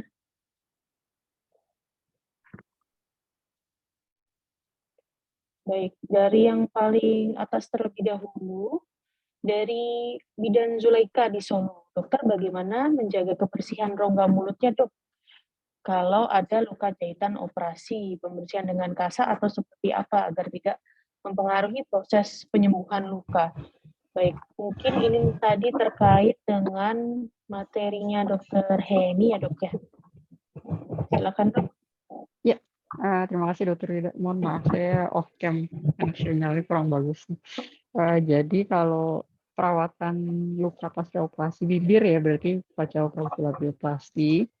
Jadi biasanya kita bersihkan pakai cotton bud yang dikasih salep ya. Jadi salepnya biasanya salep antibiotik ya. Kadang-kadang juga salepnya bentuk salep mata ya, karena lebih encer gitu, lebih gampang aplikasinya. Nah, caranya adalah sisa-sisa salep yang masih ada di bibir itu dibersihkan dulu dengan cotton bud yang kering. Terus setelah itu baru dioleskan salep yang baru dengan cotton bud. Nah, cara mengoleskannya dengan cotton bud ini dioleskan ke arah tepi luka. Jadi jangan menjauhi tepi luka supaya benang-benang jahitannya itu tidak mengiris jaringan kulitnya kalau ketarik-tarik gitu.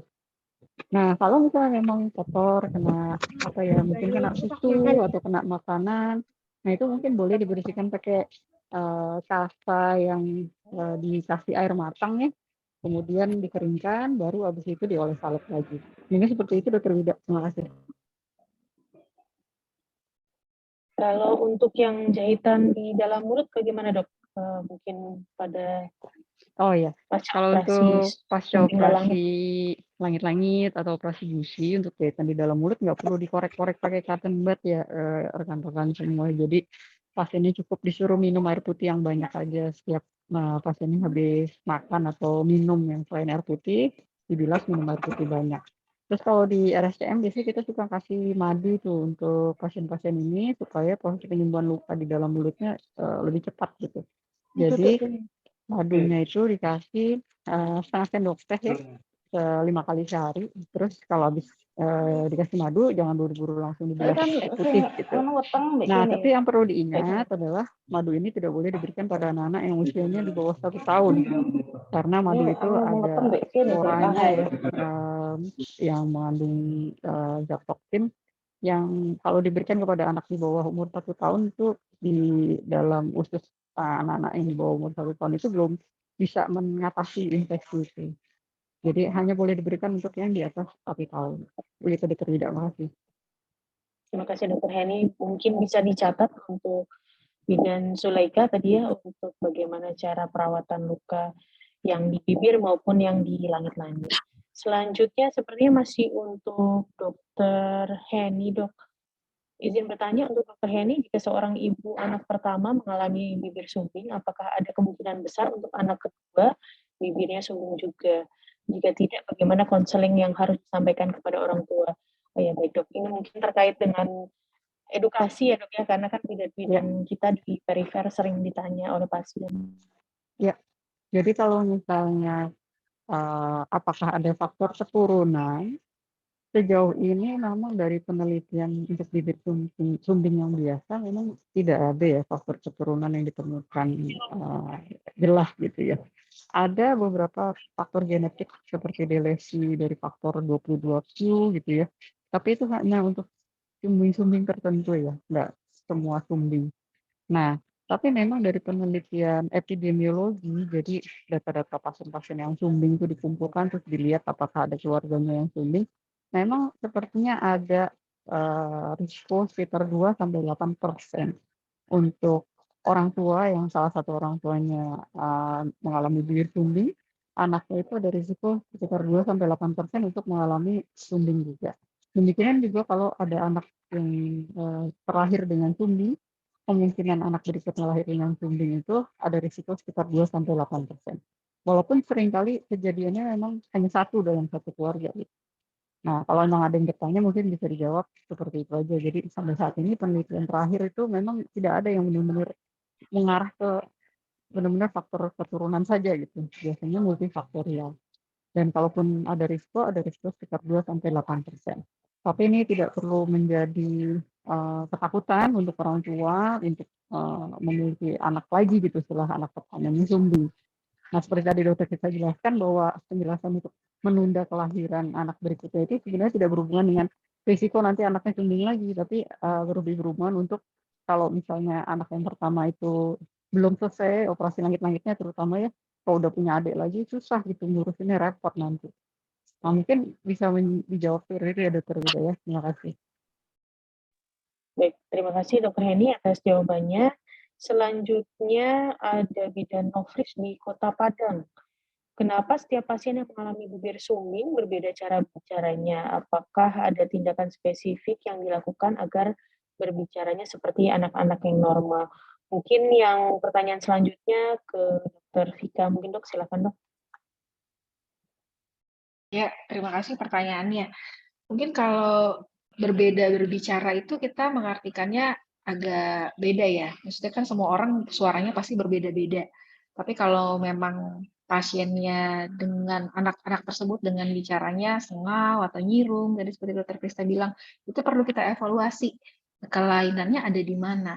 Jadi biasanya kita konsulkan ke dokter rehabilitasi medik untuk menilai gangguan bicaranya itu ada di mana, apakah ada di secara anatomi atau memang secara fungsional yang membuat bicaranya kurang baik. Kalau memang ada secara anatomi masih kurang baik, tindakan operasi sebelumnya, misalnya ototnya belum ketemu atau memang panjangnya kurang panjang sehingga pada saat diperiksa dengan endoskopi oleh TS Rehapedic atau TS-THP itu tidak menutup dengan sempurna langit-langitnya, memisahkan antara rongga mulut dengan rongga hidung. Nah, itu berarti kita perlu melakukan tindakan operasi tambahan untuk memperbaiki fungsi velofaringeal dan fungsi penutupan antara rongga hidung dengan rongga mulutnya. Namun ada beberapa kasus di mana secara anatomi sebenarnya sudah baik, tapi secara fungsi kok ngomongnya masih sengau. Itu mungkin memang secara fungsional kurang baik. Ada beberapa penyebabnya, misalnya pada saat dilakukan operasi palatoplasti, anaknya sudah lewat dari usia optimal untuk dilakukan tindakan palatoplasti.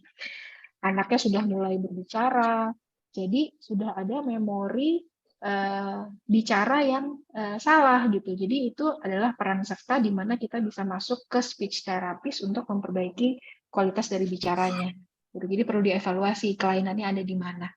Mungkin itu yang bisa saya jawab, Dr. Wida. Baik, terima kasih Dr. Vika. Selanjutnya masih ada pertanyaan lagi untuk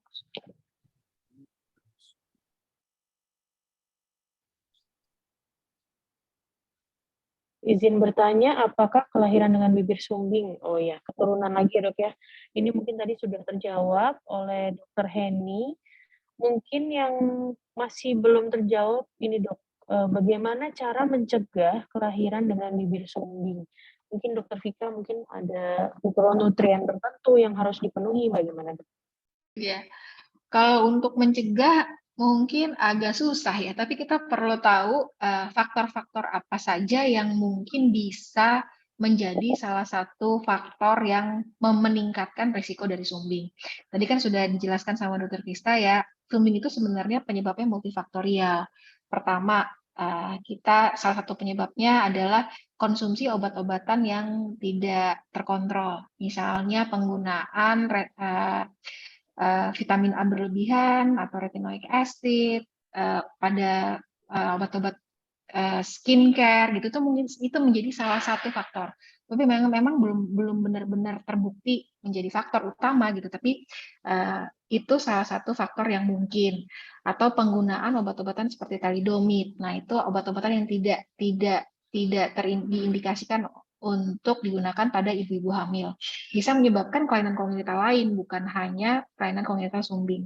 Terus multifaktorial yang berikutnya tadi juga dijelaskan mengenai kurangnya konsumsi vitamin-vitamin. Jadi kalau tanya apa nih yang bisa mengurangi resiko, ya konsumsilah multivitamin yang membantu pada saat kehamilan, dan kehamilannya tentunya dipersiapkan. Jadi kayak multivitamin seperti asam folat, zinc, vitamin B, itu kan sebenarnya kalau kehamilan dipersiapkan dengan baik, tentunya dikonsumsi sebelum dari kehamilan. Jadi dalam masa persiapan kehamilan.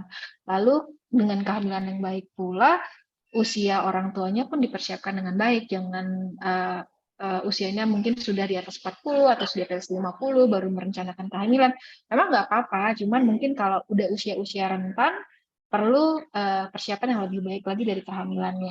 Mungkin itu Dokter Wida. Jadi kita pahami dulu faktor-faktor multifaktorial apa yang mungkin menjadi resiko timbulnya kelainan kongenital, dalam hal ini termasuk bibir sumbing, baru kita berusaha bagaimana supaya meminimalkan faktor risiko tersebut dalam mempersiapkan kehamilan. Itu Dr. Wida. Baik, terima kasih Dr. Vika. Selanjutnya mungkin sekalian supaya didengar oleh seluruh peserta ya dok, ini selanjutnya untuk Dr. Krista. Selamat siang dokter. Ya. Mitos dok, apakah benar bibir sumbing disebabkan karena saat hamil orang tua sering mancing ikan atau memotong ikan? Kemudian apakah bibir sumbing penyebabnya karena kurangnya asam folat, merokok, atau yang lainnya? Silakan dok. Oke, kalau yang tadi pertanyaan pertama sih mitos ya, pasti itu nggak mungkin ya, bukan itu sebenarnya, karena itu namanya utak-atik gatuk gitu orang Jawa, itu cocok-cocokin aja gitu, sebenarnya yang enggak. Jadi yang benar adalah secara ilmiah ya tadi yang disebutkan kedua, bisa karena kurang asam folat, merokok dan sebagainya gitu, dan itu satu sama lain juga kita nggak tahu kapan dia munculnya ya. Jadi tadi pertanyaan yang ke Dr. Vika tadi, bagaimana mencegah? Kalau menurut saya sih mencegahnya ya itu kan sumbing datangnya dari Allah juga ya. Jadi kita harus banyak doa lah. Kalau nggak hamil aja kita banyak doa, gitu apalagi lagi hamil. Jadi diedukasi untuk mendekatkan kepada Sang Pencipta, diminta kelahiran yang baik, anak yang baik. Kalaupun nanti memang dapat, ya juga kita diminta untuk diberikan kekuatan untuk bisa melewati itu gitu kan. Kalau dikasih cobaan juga kita pasti diberikan kekuatan untuk bisa melewati cobaan itu. Karena gitu yang paling dekat adalah secara religi gitu ya. Jadi secara minta kepada penciptanya gitu. Nah, kemudian saya mau tambahin satu tadi itu untuk perawatan luka pasca operasi bibir itu semuanya ada di Instagram. Mungkin ibu-ibu semua bisa sekarang memfollow IG kami namanya @CCCRSCMFKUI gitu. Bisa di-follow sehingga semua video-videonya ada di sana ya. Untuk perawatan luka tadi, bagaimana perawatan, bagaimana cara mengoleskan salep dan sebagainya. Begitu Dr. Vika. Baik. Terima kasih Dr. Krista. Tolong minta tolong untuk di-follow Instagram CCCFKUI-RSCM. Selanjutnya balik CCCRSCMFKUI. CCCRSCMFKUI @CCCRSCMFKUI. Ya. Kemudian izin bertanya dok, apakah bidan berwenang dalam memakaikan lip taping? Jika berwenang, bagaimana cara pemakaian lip taping tersebut dan di mana bisa kami dapatkan alat tersebut? Terima kasih. Mungkin ke Dr. Krista dulu dok. Oke. Lip taping itu ada di Instagramnya. Jadi lip taping yang paling sederhana yang bisa dikerjakan oleh bidan adalah dengan menggunakan micropore, laser putih itu. Dipasang kiri kanan, ada di Instagram. Mungkin Dr. Vika mau nambahin, atau Dr. Heni, silakan. Iya dok, untuk sebenarnya memang lip tapping sendiri itu kan akan efektif apabila pasiennya memang sumbingnya sumbing bibir saja. Namun tentunya kalau memang fasilitasnya tidak ada, mau merujuk juga mau merujuk juga jauh, kalau merujuk ke ortodonti untuk pasien pemasangan 6, tentunya pemasangan lip tapping akan sangat membantu gitu. Nah, pemasangan lip tappingnya sederhana seperti yang Dr. Krista bilang, di Instagram ada videonya bisa dilihat. Nah, itu dipasangkan mikropor dari sisi yang cleft, didekatkan sedekat mungkin dengan sisi yang non cleft. Nah, karena dia akan sering diganti tuh, mungkin supaya nggak lecet, copot buka, dipakein duoderm atau hidrokoloid sheet yang supaya nggak sering-sering dicopot, jadi mikropornya tuh bisa ditaruh persis di atas hidrokoloid sheet-nya, jadi nggak lecet tuh pipinya. Nanti mungkin bisa dilihat di Instagram kita, bagaimana cara memasangnya.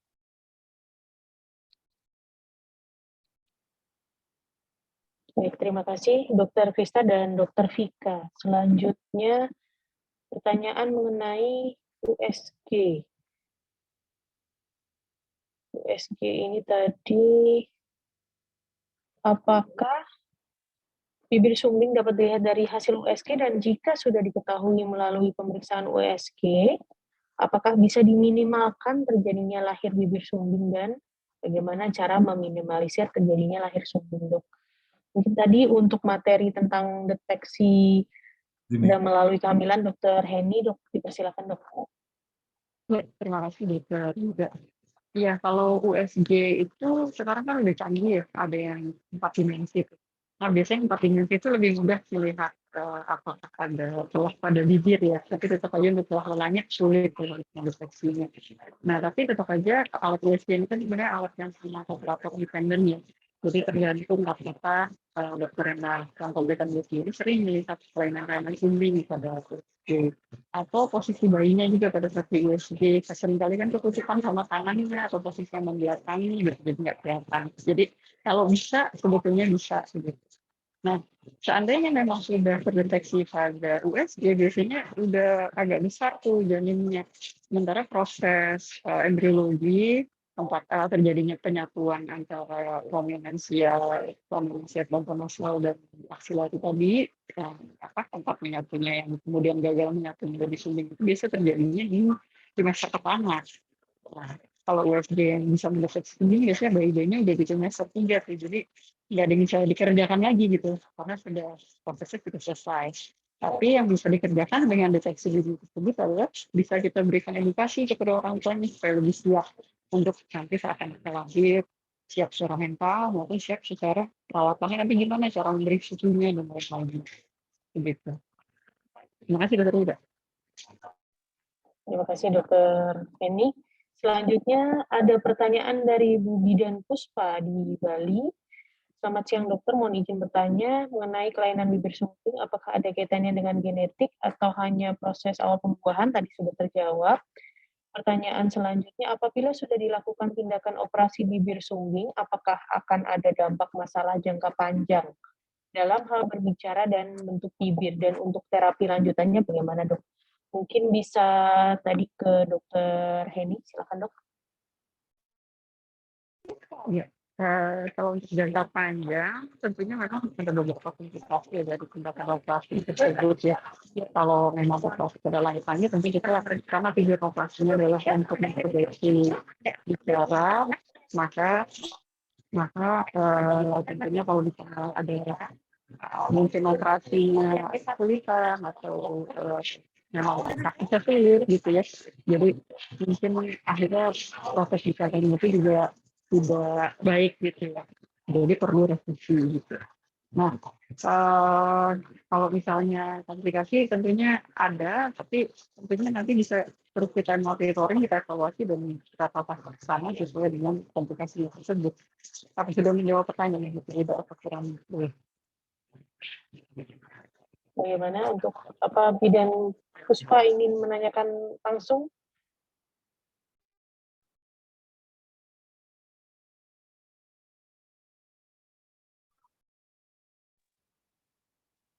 Sepertinya baik, nanti kalau mungkin masih ada yang belum dimengerti, boleh Bidan Puspa Ada satu tanya pertanyaan, jawab kalau langsung. Dr. Wida, mohon maaf, ada satu pertanyaan yang keren banget nih menurut saya nih. Pertanyaan dari mana tadi saya sempat skip itu, ada pertanyaan mengenai gini kira-kira. apakah kalau operasi di rumah sakit pendidikan seperti RSCM itu nanti ditangani oleh PPDS, bukan oleh spesialisnya langsung? Ada di AIK, ke bawah gitu. Saya lihat. Iya, ada Ini dok. bagus sekali nih. Silakan. Saya Silakan bisa dijawab jawab dok. ya, nanti mungkin ditambahkan oleh Dr. Heni maupun Dr. Vika ya. Jadi memang sebagai satu tim gitu ya, tidak mungkin juga hanya spesialisnya saja yang menangani, sementara pasiennya banyak. Kalau di tiap kali praktek, setiap kali datang pasien baru mungkin ada 2 atau 3 pasien baru yang sulit dikerjakan oleh dokter spesialis sendiri gitu, dan juga perlu dibantu oleh tim dalam ini PPDS. Tapi PPDS yang membantu dari dokter spesialis yang bekerja di rumah sakit pendidikan seperti RSCM, saya bicara di RSCM saja, itu tentu sudah memiliki kualifikasinya. Jadi PPDS sendiri ada levelnya, ada PPDS yang baru, yang madya maupun yang sudah bisa mandiri gitu. Dan itu selalu didampingi, dan memang kalau di kamar operasinya itu pasti ada DPJP-nya, pasti spesialis.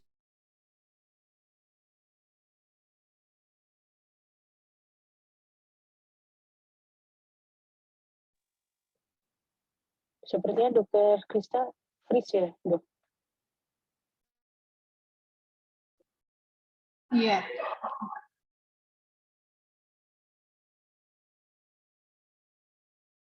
Baik, coba kita tunggu sebentar. Apakah dokter Krista bisa masuk kembali?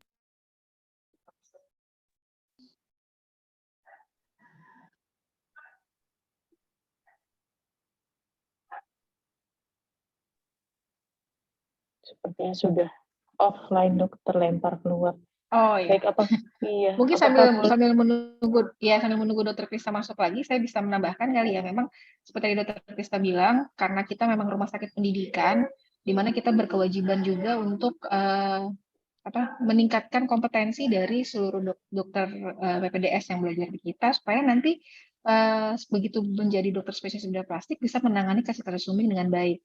Tapi memang semua PPDS itu ada kompetensinya. Tadi seperti dibilang ada yang tahap baru, madya, sampai mandiri. Jadi memang semua bekerja sesuai dengan kompetensinya. Dan untuk penanganan sumbing sendiri, kita selalu, ini dokter kita sudah kembali lagi nih dok. Ya, mangga. Silakan Dokter Vika, silakan lanjutkan. Ya, sama dok. Tadi saya masih melanjutkan dokter, dan tentunya memang selama operasi itu kita selalu ada spesialisnya bersama PPDS, dan bahkan kita selalu steril juga kalau untuk kasus sulit itu pasti kita yang mengerjakan, jadi nggak kita biarkan yang baru belajar untuk mengerjakan. Jadi memang dikerjakan sesuai dengan kompetensinya, dengan kesulitan kasus itu kita kerjakan sebaik mungkin, gitu. Ya dok. Ya betul, dan itu jadi salah satu keunggulan kita gitu, karena di sini dokternya nggak pernah capek, karena tenaganya banyak, bagi-bagi bebannya gitu. Jadi Dokter Heni mau nambahin, Dokter Heni? Oh, ya dok, kebetulan karena saya sebagai ketua program studi ya, jadi memang pendidikan dokter spesialis di tempat kami itu sudah dijalankan sesuai dengan buku rancangan pengajaran yang sesuai dengan kurikulum dari Konsil dan Kolegium Ilmu Bedah Plastik Rekonstruksi dan Estetik. Jadi kami memang wajib membekali mahasiswa yang sedang belajar menjadi dokter spesialis bedah plastik ini dengan ilmu dan keterampilan supaya nanti saat mereka praktek mereka sudah mampu untuk mandiri mengerjakan operasi-operasi, terutama operasi sumbing bibir dan langit ini ya. Nah, tetapi dalam proses belajar itu tentunya ada tahapan-tahapannya. Jadi untuk tahapan pertama mungkin mereka hanya melihat, tahapan selanjutnya mereka hanya asisten, tahapan berikutnya mereka boleh ikut sebagai operator. Nah, selain itu di rumah sakit pendidikan kami ini sudah terakreditasi akreditasi internasional JCI, dan di kompor di rumah sakit kami sesuai dengan aturan dari JCI ini adalah untuk pengawasan peserta didik itu tidak ada level yang mereka dilepas sendiri. Jadi level supervisi paling tinggi pun untuk mahasiswa yang sudah mandiri, dianggap sudah bisa mengerjakan mandiri, DPJP tetap harus ada di kamar operasi untuk mendampingi atau melihat, jadi ngeliatin gitu mereka kerjanya udah bener atau belum. Mungkin itu bisa menjawab pertanyaan. Terima kasih. Baik, terima kasih Dokter Heni. Ini saya mendapat catatan dari panitia, sisa waktu tanya jawab 2 menit lagi. Mungkin kita bisa prioritaskan untuk 2 pertanyaan lagi ya dok. Sebentar. Tadi ada yang bertanya pasca operasi. Izin bertanya dok, anak saya pasca operasi jarak lubang hidung tidak sama lebarnya. Apakah bisa dioperasi lagi? Dan untuk tinggi pakai Nusrilo, namun saat ini usia 16 bulan sudah tidak mau lagi menggunakannya dan selalu dicopot. Mungkin silakan dokter Vika. Ya, mungkin bisa kontrol kali ya ke CCC untuk kita lihat kondisinya saat ini seperti apa. Jadi kalau misalnya memang masih bisa kita perbaiki sebelum pasiennya masuk usia sekolah supaya sebaik mungkin kita perbaiki. Masih bisa kita kerjakan. Tergantung kondisinya seperti apa. Jadi mungkin agak susah ya kalau misalnya kita konsultasi ditanya bisa diperbaiki atau tidak kalau nggak ngelihat kasusnya seperti apa. Jadi mungkin kontrol saja biar kita bisa sama-sama mendiskusikan treatment terbaiknya apa yang bisa kita berikan untuk pasien. Baik, begitu ya jawabannya. Jadi silakan Ibu bawa pasien atau anaknya kontrol kembali ke center kami untuk dievaluasi kembali bagaimana hasil operasinya. Kemudian untuk panitia, apakah boleh satu pertanyaan lagi panitia?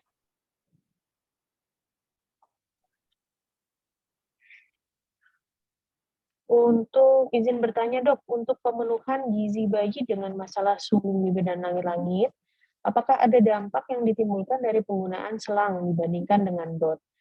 Karena saya pernah mendengar agar diusahakan untuk tidak menggunakan selang. Mungkin ini kaitannya dengan nutrisi dengan dokter Krista, dok. Silakan. Ya, baik. Ya, betul sekali. Tadi saya sampaikan bahwa memang selang itu dipakai jika diperlukan. Biasanya kalau kita ingin mengejar berat badan, di mana usianya sebenarnya sudah harus dioperasi, tapi berat badannya belum mencukupi. Dan itu juga kami konsulkan ke dokter spesialis anak. Jadi dokter anak yang merekomendasikan sudah dipasang saja dulu selang supaya bisa lebih banyak intake oralnya gitu. Nah, kalau yang sebaiknya adalah lewat oral memang, bukan lewat selang. Dan ini juga kadang-kadang pemakaian selang itu bisa membuat anak jadi nggak biasa untuk menelan gitu. Padahal menelan itu kan melakukan sesuatu yang alami, yang harus bisa refleks menelannya harus ada gitu. Jadi tidak dianjurkan lagi. Kalau dulu-dulu pasien dengan sumbing pasang selang dari mulai lahir gitu. Sekarang sudah tidak lazim lagi seperti itu. Yang penting adalah anak harus bisa minum dengan baik seperti anak lainnya. Begitu Dr. Wida. Terima kasih. Baik, terima kasih Dokter Pista.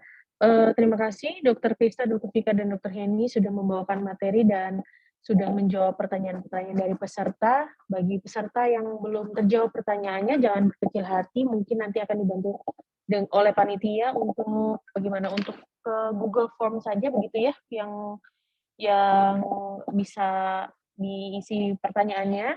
Kemudian untuk cara selanjutnya adalah pengambilan sertifikat. Namun sebelum mengambil sertifikat, bagaimana kalau kita dokumentasi terlebih dahulu? Mungkin seluruh peserta boleh membuka kameranya masing-masing agar panitia dapat mengambil dokumentasi. Dipersilahkan. Oke. Ya mungkin juga diberitahukan juga mungkin buat ibu-ibu bidan yang ada di daerah Banten, Serang, ya kami akan mengadakan bakti sosial nanti yang isinya juga ada seminar dan sebagainya, mungkin bisa ikut bergabung jika memang acaranya jadi dilaksanakan gitu. Nanti ada pengumumannya di Instagram, gitu Dr. Wida. Baik, dinantikan kehadiran kami ya dok, gitu ya dok. Baik, bagaimana panitia? Apakah sudah siap mengambil gambar? Oke, sudah siap? Oke, saya foto ya. 1, 2, 3.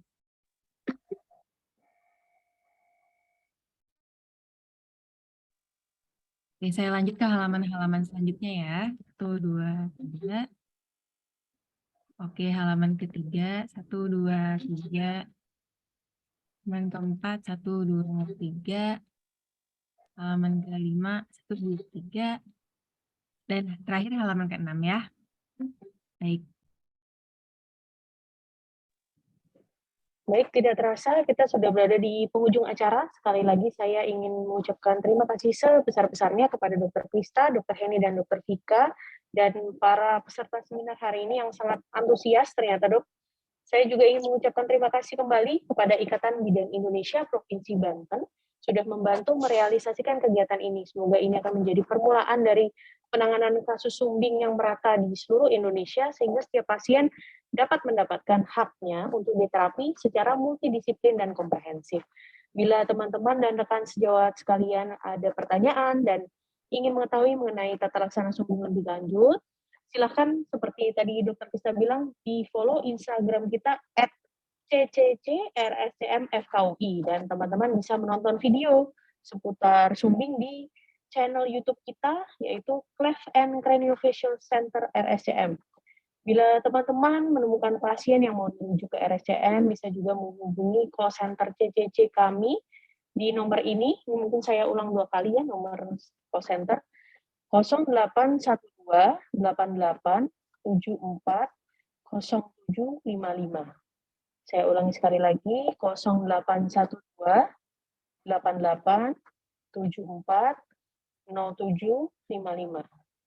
Untuk mendapatkan pengarahan dan informasi yang lebih lanjut seputar rujukan. Kemudian terima kasih saya ucapkan sekali lagi atas partisipasi hadirin pada hari ini.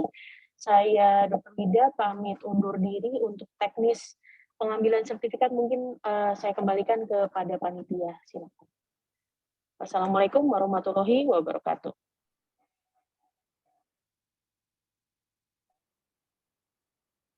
Warahmatullahi wabarakatuh. Terima kasih dokter. Terima kasih Dr. Wida, terima kasih Dr. Krista, Dr. Vika, dan juga Dr. Henny atas materinya hari ini. Untuk peserta juga terima kasih atas partisipasinya. Semua sertifikat akan diproses melalui email ya Bapak dan Ibu. Kemudian juga tolong isi link absensi yang sudah dipost di chatbox juga. Selain itu juga kalau misalnya ada pertanyaan tambahan boleh tanyakan melalui DM Instagram kita di RSCMFKUI atau melalui call center yang tadi Dr. Wida sudah sebutkan. Buku mengenai sumbing CCC juga bisa diunduh melalui link yang sudah di-share di chatbox atau bisa langsung diakses dari link yang ada di Instagram CCC RSCMFKUI. Sekali lagi dari tim panitia mohon pamit undur diri. Terima kasih semuanya atas partisipasinya hari ini. Selamat siang. Selamat siang. Terima kasih semuanya. Assalamualaikum. Terima kasih, Dok. Mohon izin lab.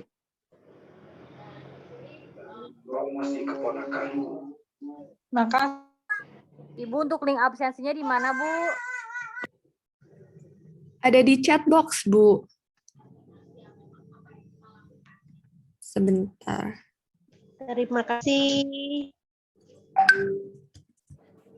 Terima kasih ilmunya. Terima kasih Bapak dan Ibu semua.